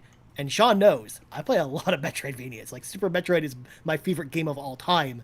I play a lot of Metroidvanias, and Ori of the Will of the Wisps, I can't say enough great things about it. And it's another one of the games like Gears 5 and Forza. It's a game that if you haven't owned an Xbox before, it's on the checklist of play this day one when you buy your Xbox. If Ori was a PlayStation game, you'd never hear the end of it. Or Nintendo. Anywhere. Like, that's just the thing. Like, we're not very good at celebrating, like, these amazing, like, once-in-a-generation game. Moon Studios will go down as the one that got away. That is such a shame. But you're absolutely right, Donnie. Like, this is the one that people should definitely play. Did we mention it's gorgeous? Yeah. So, like, if you're looking for, like, a really gorgeous visual on your brand new console, Ori is stunningly beautiful. Well, next up, we're gonna bring things down a little bit. We're gonna talk about Planet Coaster. Do you guys know what this game is? It's a roller coaster tycoon-esque game coming to Series X, coming out on November 10th. I think it's coming out on both consoles. It looks like, but it's coming out day and date with the console, and it looks like Roller Coaster Tycoon when I look at the trailer and when it looks like a Kinect game. Yeah, there's a bit of that to it, but it's got like that Zoo Tycoon look. Yeah, it's got that. It's got the earlier games. Like, I mean, those games are always fun. Yeah, but it's definitely not the game you probably want to play with your Series X when you get it. I'm assuming. Yeah, pass for me. Yeah, same. All right, next up, a game that's been out for a long time that I know some of us have gotten into, but not others. Sea of Thieves, getting a big update. Of course, it's going to be there. It's a live service game, and it's a first-party title. So, I mean, this is kind of one of those games that, of course, it's there. Day and date with the console. Are either of you at all excited to go back to Sea of Thieves? I'll start with you on this one, Donnie. Everything that I just said about Ori, reverse it. Like, it's the opposite of all that and throw that at Rare's way. I'd Sea of Thieves never clicked with me. I never had fun outside of, like, kind of making fun of it while I played with my friends. That was, like, the most fun I got. It never clicked with me. I don't like the tedium. I don't like the team aspect. I don't like constantly being under barrage. I don't like not having, like, what I would consider, like, a real story and a real adventure. You know, it's got some quests, and you go read a map and go find the chest and stuff, but it all just feels surface level to me.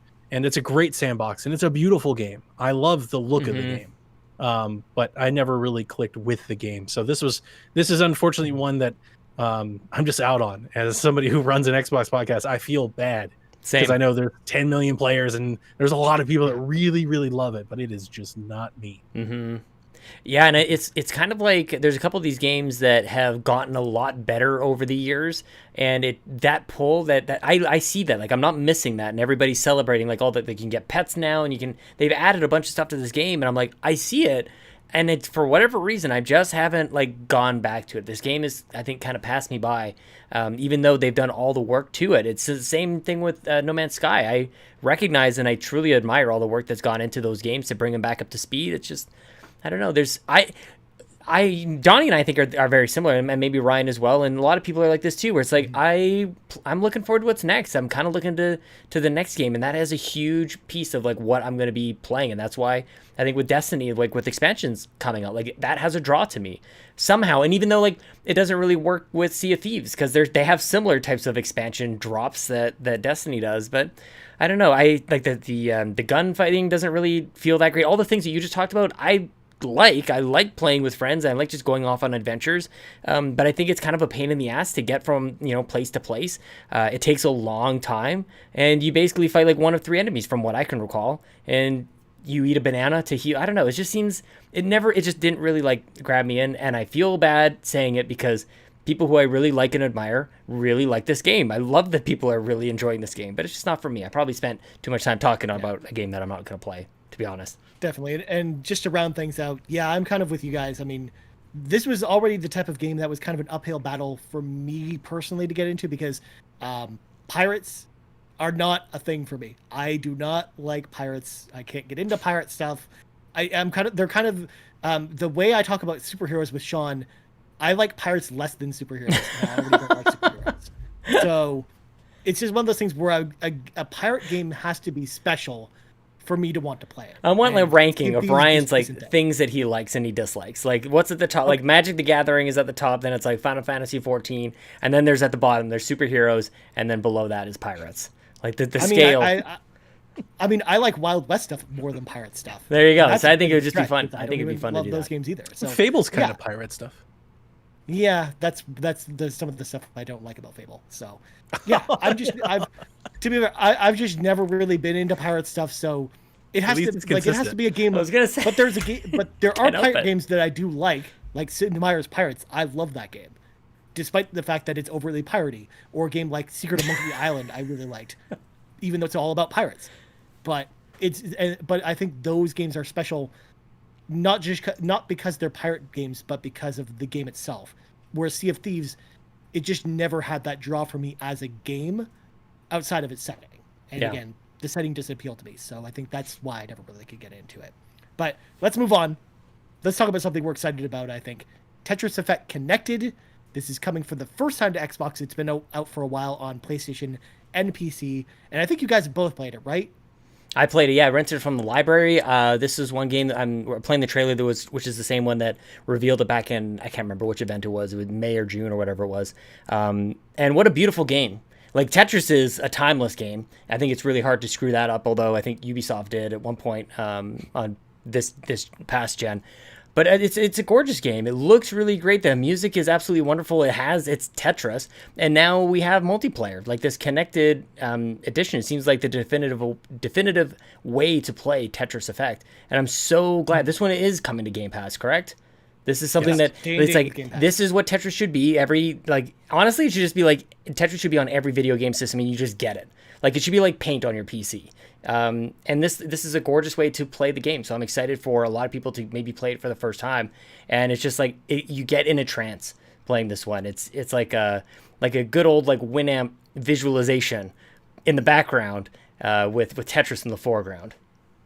Yeah, I'm actually really excited to play this one because I've mentioned to you, Sean, before.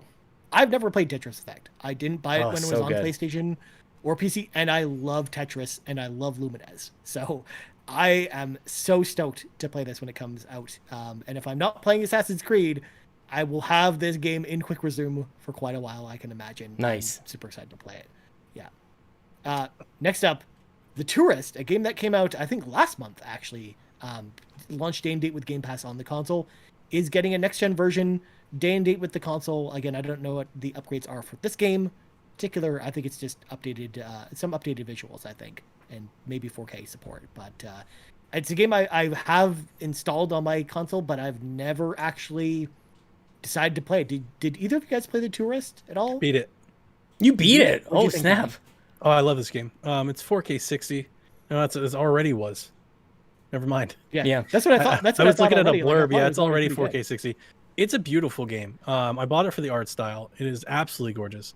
It's an adventure puzzle game that's quite deep and it's pretty cool. And there's like a lot of stuff in there, but it's not. It doesn't hold your hand at all. You got to go click on all the things to do it, and it's kind of obtuse. So if you're not into that type of stuff, you don't want to go figure it out, go find it. You probably won't like it, but it's a short enough experience. You get in there for the visuals, and it gets this kind of funky, crazy stuff that you get to do with it later. And it's like there's an arcade, like you start playing other games in the game and stuff like that. Helicopters, and there's like this little these little puzzles with this alien race of technology that you deal with. You find so there's like all this subplot and stuff that kind of has world building. I loved it. I think it was on my Game of the Year list last year.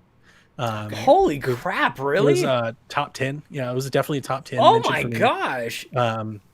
I really liked it. I really, really did. So anybody out there that hasn't played it yet, I can only recommend it. And if you're getting a Game Pass on day one, I would recommend it again. It's great. I'm not going to replay it, but it's really good. It's funny because you do talk about like the visuals being outstanding, and it's this like voxel type of like boxy type of thing, but like the lighting is the thing that's surprising. Super like sharp. it's very And it's vibrant. got sunrises and nighttime, and the light casts, and like it's got a lot of material stuff that you get to do, Right. like with leaves and grass and sand and things like that. It's just really, really, it's one of those things where you talk to everybody to find the thing, which lets you do the other thing, which lets you uncover the other thing, which lets you get to the switch, which gets you to the puzzle. It's one of those type of games. So if you don't like that, it's definitely not a game for you, because it is that. But if you can stand that, I won't tell you it has like a particularly good story. I will say I think it has a really cool little adventure. And It's just quirky. really, really, Yeah. it's really, really beautiful to look at. And it just has some moments. There are some things that you uncover and you find them that are really, really cool. And like when you do it, you're like, this is awesome. It was, I think one of those things I said, I think maybe on Shaq, was just like, a lot of games don't do this. And I remember I was talking to Marty from Nintendo Dads, because he was playing. I don't think it was meshing with him as well as it was with me. And I was kind of walking him through it on his stream. And I was like, yeah, do this instead. Go here and do that. And it was more like one of those things. So I think it's for certain people. I just so happen to be one of those people, I think. Yeah. Okay. Nice. Yeah, I'm interested in checking it out. Again, I haven't installed, but I don't know if it's a game that I want to play in the middle of the November season. It might be a game that I might wait till January to play, when we have less games. I'm kind of already starting to build a list of those games that I play then, and I think The Tourist might be one of them, where I just kind of wait on it until then.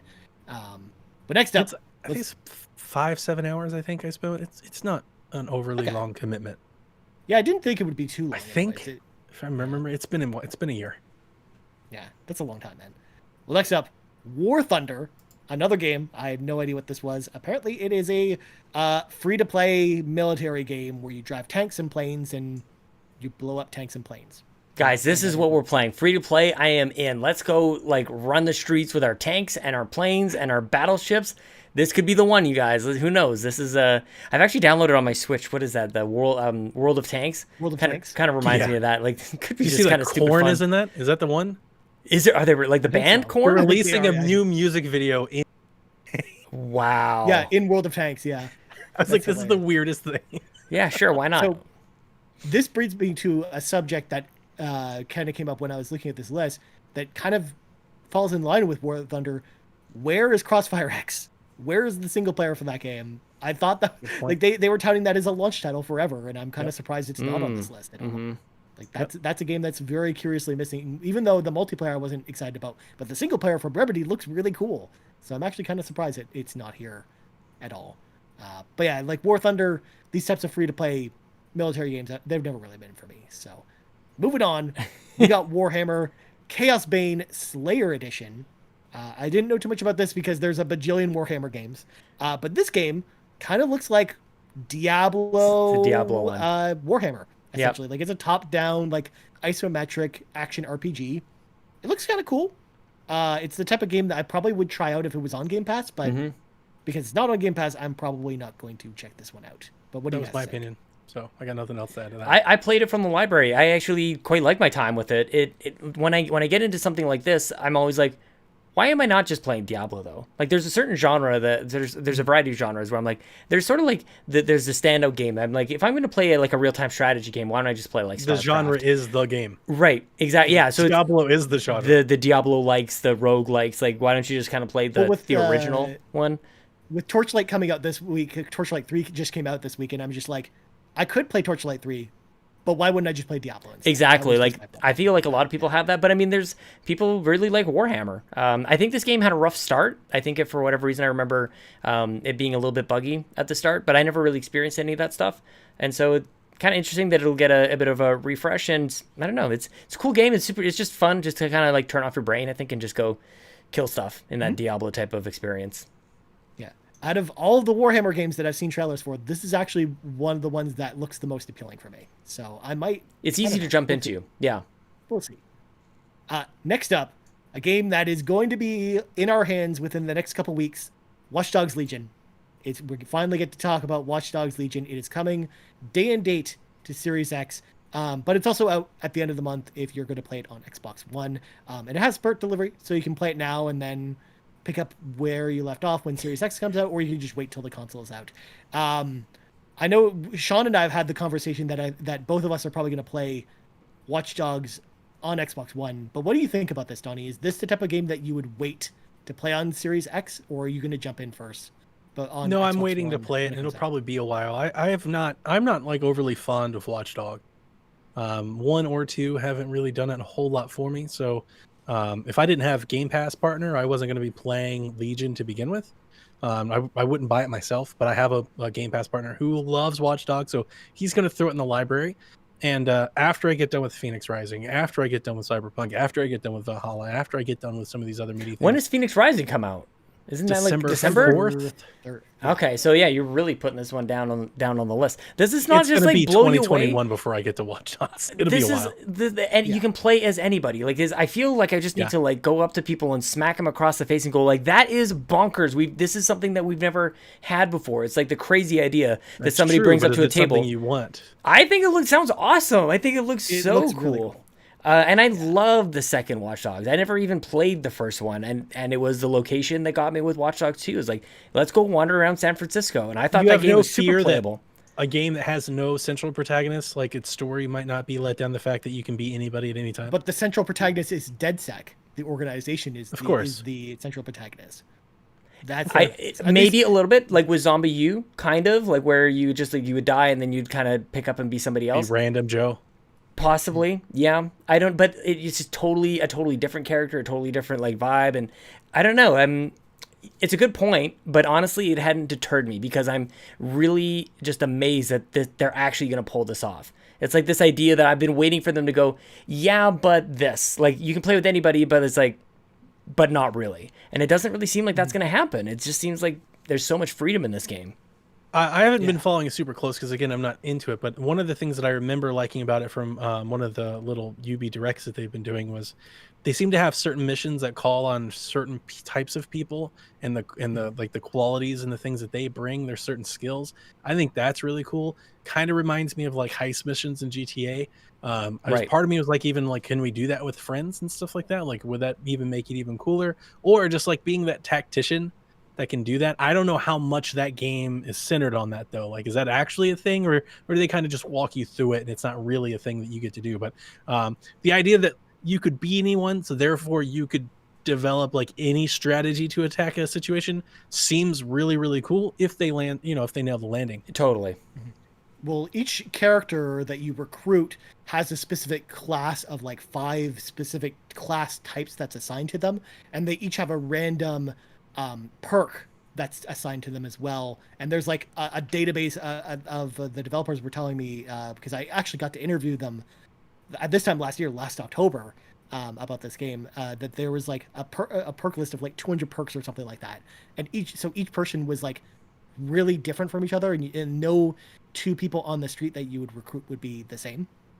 So I thought all that stuff was super interesting, and getting to see the recruitment missions in practice, because I actually had a live demo played in front of me of recruiting people like recruiting anyone off the street. Like the way that they have you go through and basically solve some of the problems for the person that you're trying to recruit, and then that's how they join DedSec. I thought all that stuff was super interesting, and I'm really excited to see how it all plays out in the main narrative in the game itself. Like, are you going to want to roll with a crew of like 5 or 6 characters you really come to love, or are you going to want to basically recruit everyone in the city and then just pick and choose kind of who you want to use for each mission? Like, I think everyone's games are going to be very wildly different, and I'm so excited to hear all the stories of when people go and play this game. Like, this was a game that I was not super excited about because I'm like you, Donnie. I did not get into Watch Dogs 1 or 2. But again, from the moment I saw this game being played in front of me, I knew this was a game I had to check out and play. So I'm super excited for the end of the month for us to play it, and you'll be hearing about us talking about it on the podcast.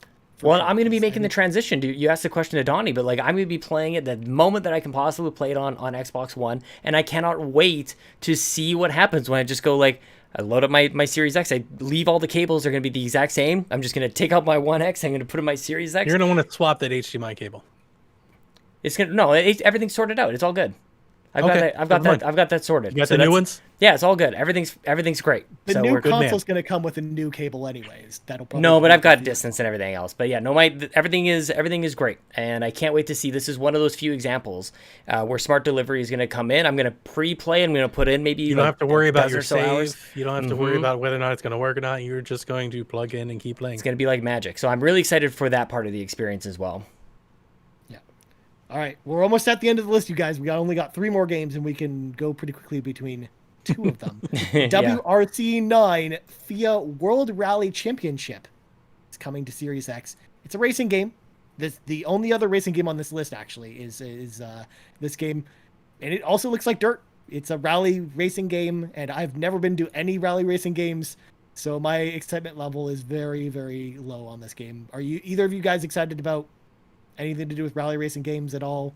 This is kind of dry to me. I've played these ones in the past, and it's very professional, very like simulation, even though it is like the rally seems like it's kind of like the extreme and the not F1 or NASCAR, but it does kind of require you to pay special attention to the driving and to the conditions and everything else. And it just, to me, like this series is kind of like lack that personality that Forza just it has in spades. So it looks good, but it's probably going to be a pass for me. Yeah, I think so. I think we're all in agreement there. Well, game that might not be a pass, at least for me personally, Yakuza Like a Dragon, out date and date on Xbox Series X, and it'll be day and date on Game Pass. The article itself doesn't list it on Game Pass, but Sega has confirmed via Twitter that it will be day and date on Game Pass, so you will be able to play it day and date. This is a game that I was not at all excited about because I've never really played the Yakuza games. But from the second I saw Jeff Grubb post some gameplay of this game, it looks like Persona mixed with Yakuza, and I am all in for this game. It looks great, and I'm going to probably play it to death, and this will probably be my gateway into Yakuza, and then Sean's going to have to deal with me every week talking about Yakuza, all the weird stuff that happens in the Yakuza games going forward, because I think this is going to probably really get me into the series going forward. But I've said my piece. Donnie, are you at all excited about Yakuza Like a Dragon? No? Hard pass for you? Yeah. Okay. Yeah, no, I can't wait to hear you talk about it. I'm going to be busy with Assassin's Creed. It looks interesting. It looks wacky enough that I should want to play it, but I don't know what it is. I'll listen to what you have to say about it. But the series, you're not upset about the performance at all? No, not really. Okay. No, I mean, for the most part, it looks fine. I'm just going to play it on the normal mode, which looks like it's the best performance mode. And yeah, I mean, the main thing for me is as long as the gameplay is solid, I'm there. I mean, that's what matters most for me, especially with an RPG like this. It's less about the flashy visuals and it doesn't need 120 frames, I think. Like, this type of game is a turn-based RPG. Like, it doesn't need a super high frame rate or anything like that. So I'm super excited to check this out. But last game, the final game on this list, Yes, Your Grace. This is a RPG like kingdom management game. And yeah, I didn't really know anything about this. We're really ending on a bang. Good thing we did this for it, and it's all like pixel arty and stuff. Yeah. And yeah, it looks interesting. Did you guys either of you guys hyped or excited for this? I have to ask. It's part of the show. 0. It's just too bad we did this Zero? alphabetical order because 0. we're ending None. this thing with just such a We're doing it in the Womp order womp. that Microsoft presented it. Okay, we can. That's all. I mean, Xbox just wanted to, front load us with all the good games. And then we got to the games we're less excited about at the end. But the main thing is we've gone through all 30 games, you guys. We've told you our hype levels of each one. But before we go, I'm gonna go to something that Donnie mentioned before, and I'm gonna ask again because Sean and I have answered this question before. But I'm going to ask again. I'm going to see if this has changed between the last time we discussed this. So, Donnie, you already said what you're going to play first on your Series X, right? Yep. Sean, what are you going to play first on your Series X? I don't remember Is it what gonna Donnie be said. I have Assassin's Creed I have a goldfish memory. What did Donnie say is his first one? I'm going to be playing Observer until probably Call of Duty comes out, and then I'll be That is playing crazy to me. Cyberpunk.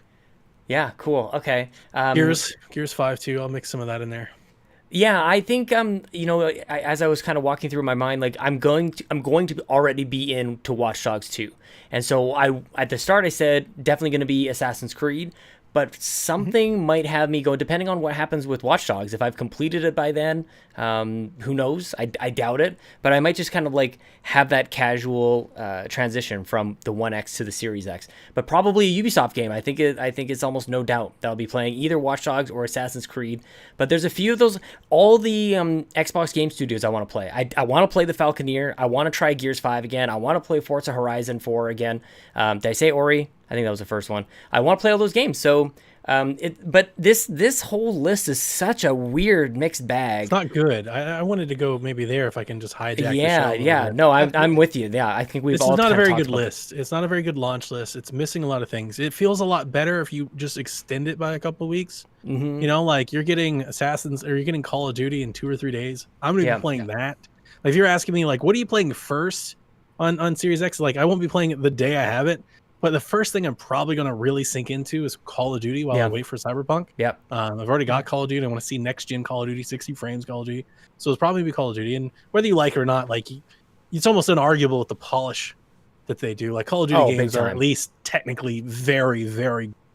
And I loved last year's Call of Duty for whatever that's worth to anybody out there. I thought its campaign was fantastic. Mhm. So it'll probably be that. And then Cyberpunk. And once I get into Cyberpunk, however long I stick with Cyberpunk, is really going to dictate to what I'm playing for the first 3 to couple 6 months. Yeah. Like, I might be playing that forever. Like, so I don't mind the lineup being as bad as it is, but I totally think it's worth calling out and pointing out that it's not good. Mhm. There's no Spider-Man. There's no Demon Souls. There's not even like really like a Sackboy. We're talking about Game Passes. No offense, and I didn't really get a chance to talk about it, but Tetris Effect. Like, I get it, and I understand that people like Tetris, and it is an evergreen game that people can get into it. And I played it in VR, and it is cool that they have little kaleidoscope, effects and stuff like that. But I'm not like enamored. Like, I'm like, oh man, I can't wait to buy my new console, play Tetris Effect. Tetris 99 is a better Tetris game. So like, I don't think the lineup is all that great, and I wonder where these games are. Like, where is The Ascent? Where is 12 Minutes?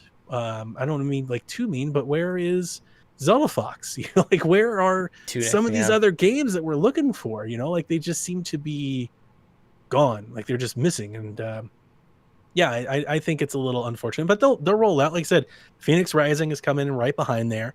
Like, as the months progress, once you get into like December, like by December 1st, there's a ton of stuff to play. Yeah. Well, and by not only that, January but 1st, there's the even month of more stuff.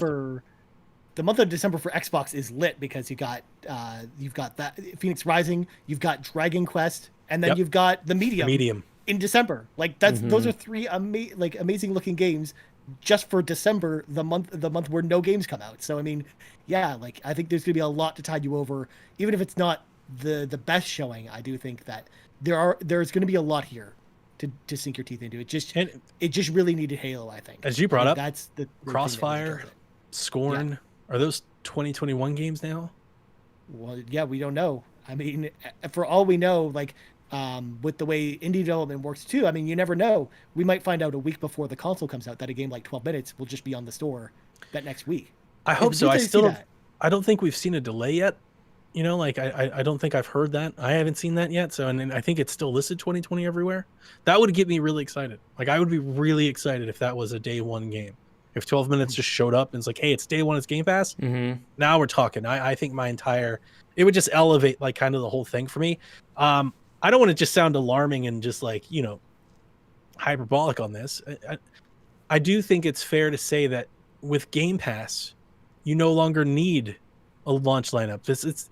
I argued this with Kevin quite a bit before he quit the show. I actually think the idea of comparing launch lineups is like an old way of doing things. It's so not 2020.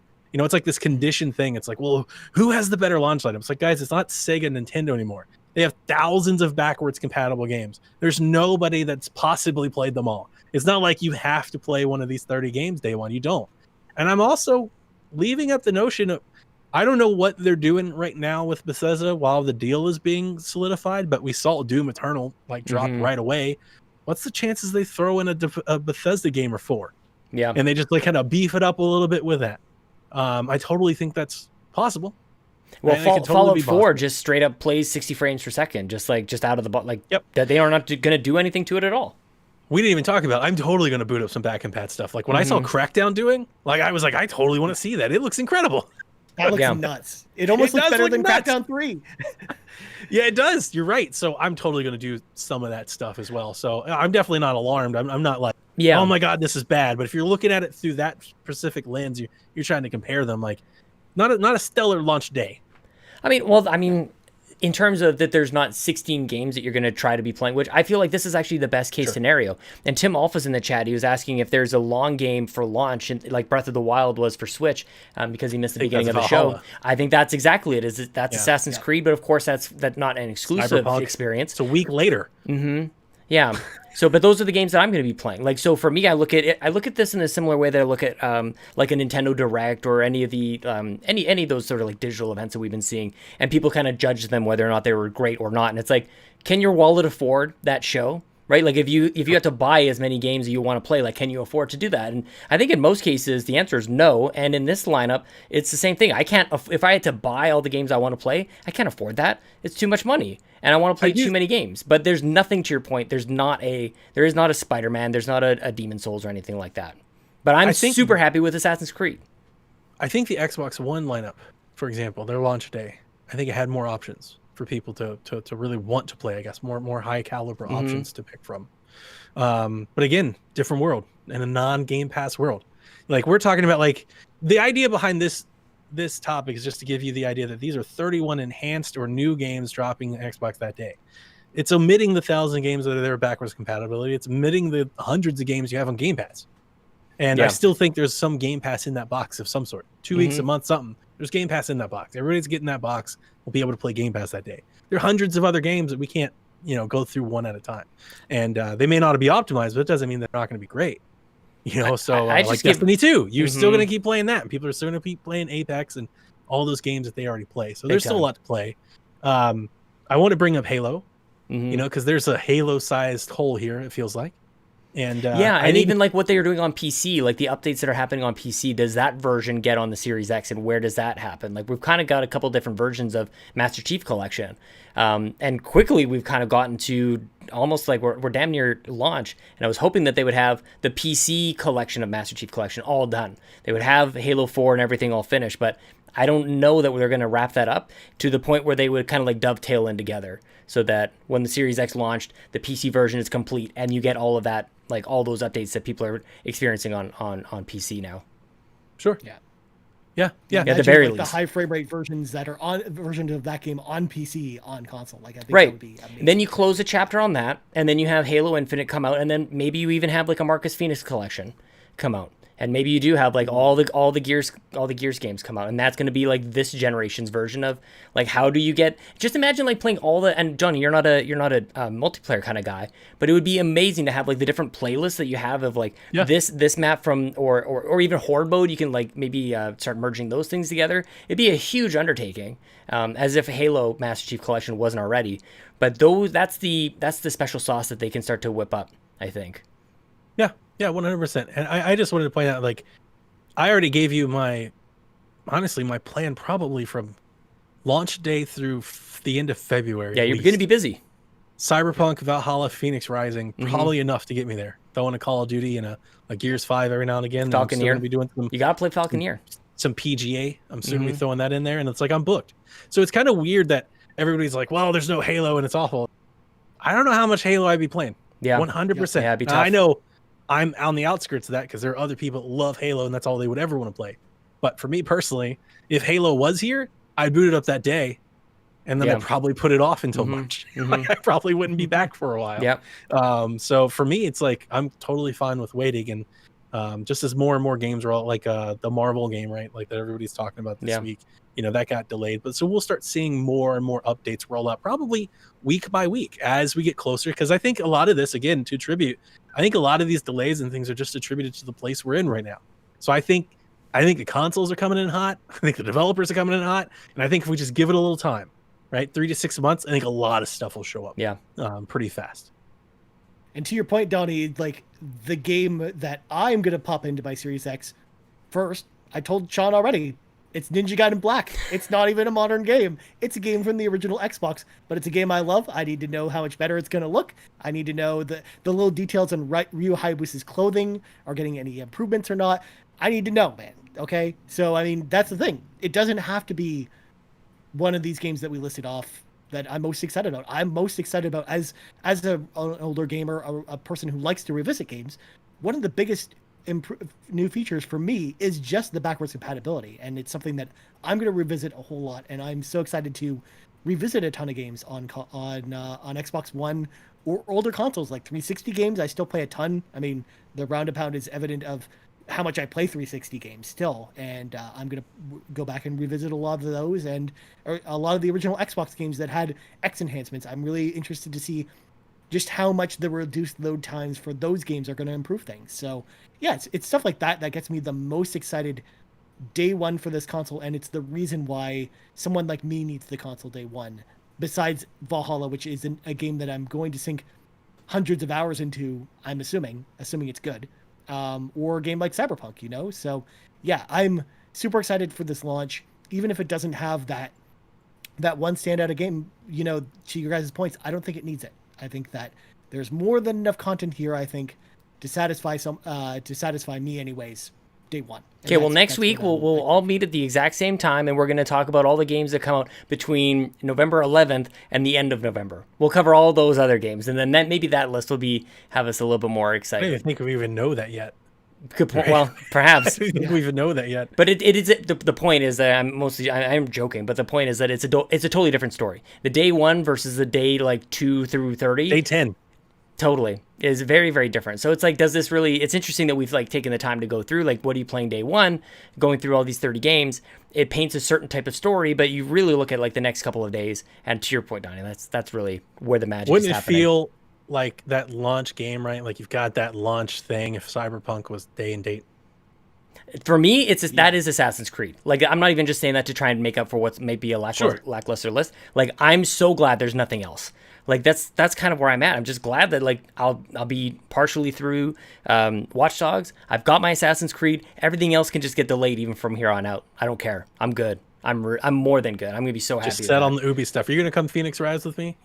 Definitely, dude. Like, this is the thing. Like, I was celebrating the generation that Ubisoft had. Like, they fought off this hostile takeover because they're like, well, there's only one way that we can really get out of this: make our games so good that people buy them and our stock goes up that the Vivendi they can't afford us anymore. Like, what a story. And then, not so great in Ubisoft world these days in terms of their PR and stuff, but they really, they just completely turned a corner. And that style of game, the Far Cry style of game, I love all of it. They've really mastered this open world, do whatever you want, go take over this tower or fortress or whatever.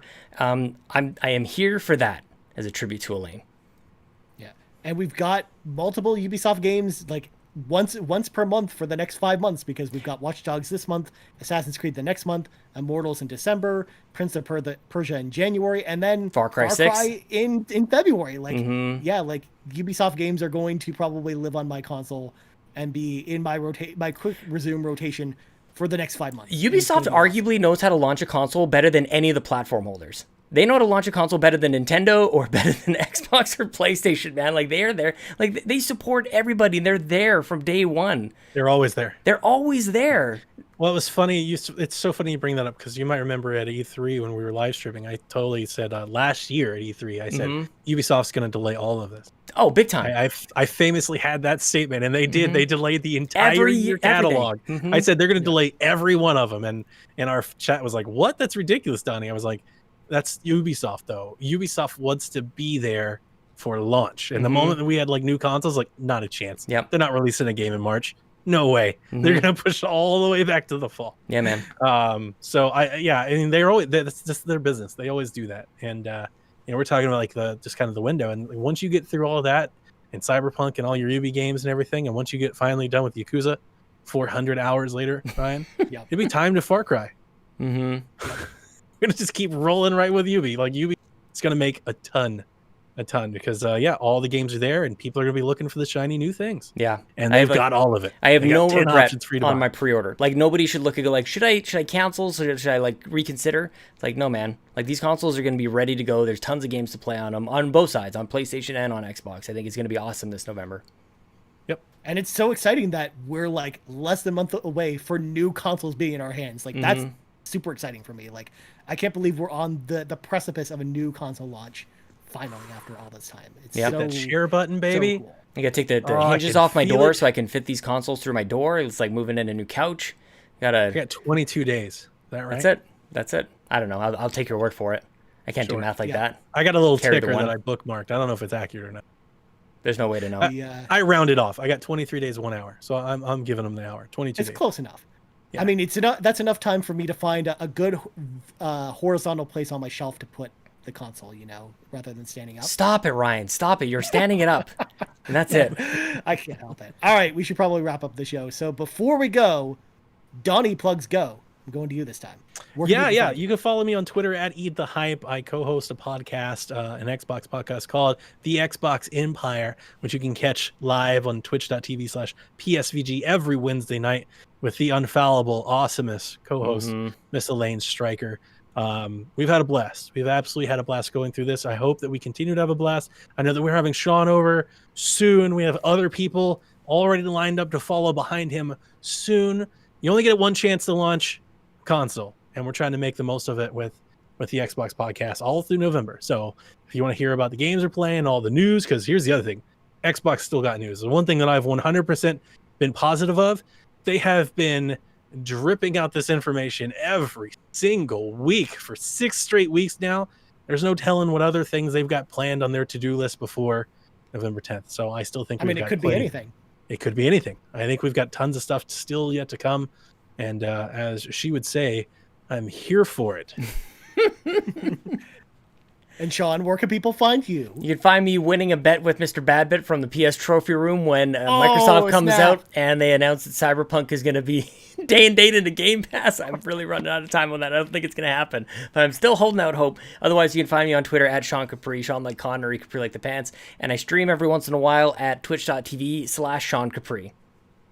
Very nice, my friend. Well, as for me, you can find me on Twitter at Ryan Turford. That's TURFORD. You can also find us on Twitter at the Xbox Drive. You can also find us on the YouTube channel you're probably currently watching, which is youtube.com/a whole bunch of random characters. If you are, in fact, listening to this on the audio feed and you want to check out our YouTube channel, check out this video of this awesome podcast. We've put a link in the show notes for you. Otherwise, if you want to check us out on podcast services of your choice, we're available on all your podcast services of choice. So, for Donnie Reece and Sean Capri, I'm Ryan Turford. This has been The Extra Mile, and we out. Bye. I am here for that. Ball.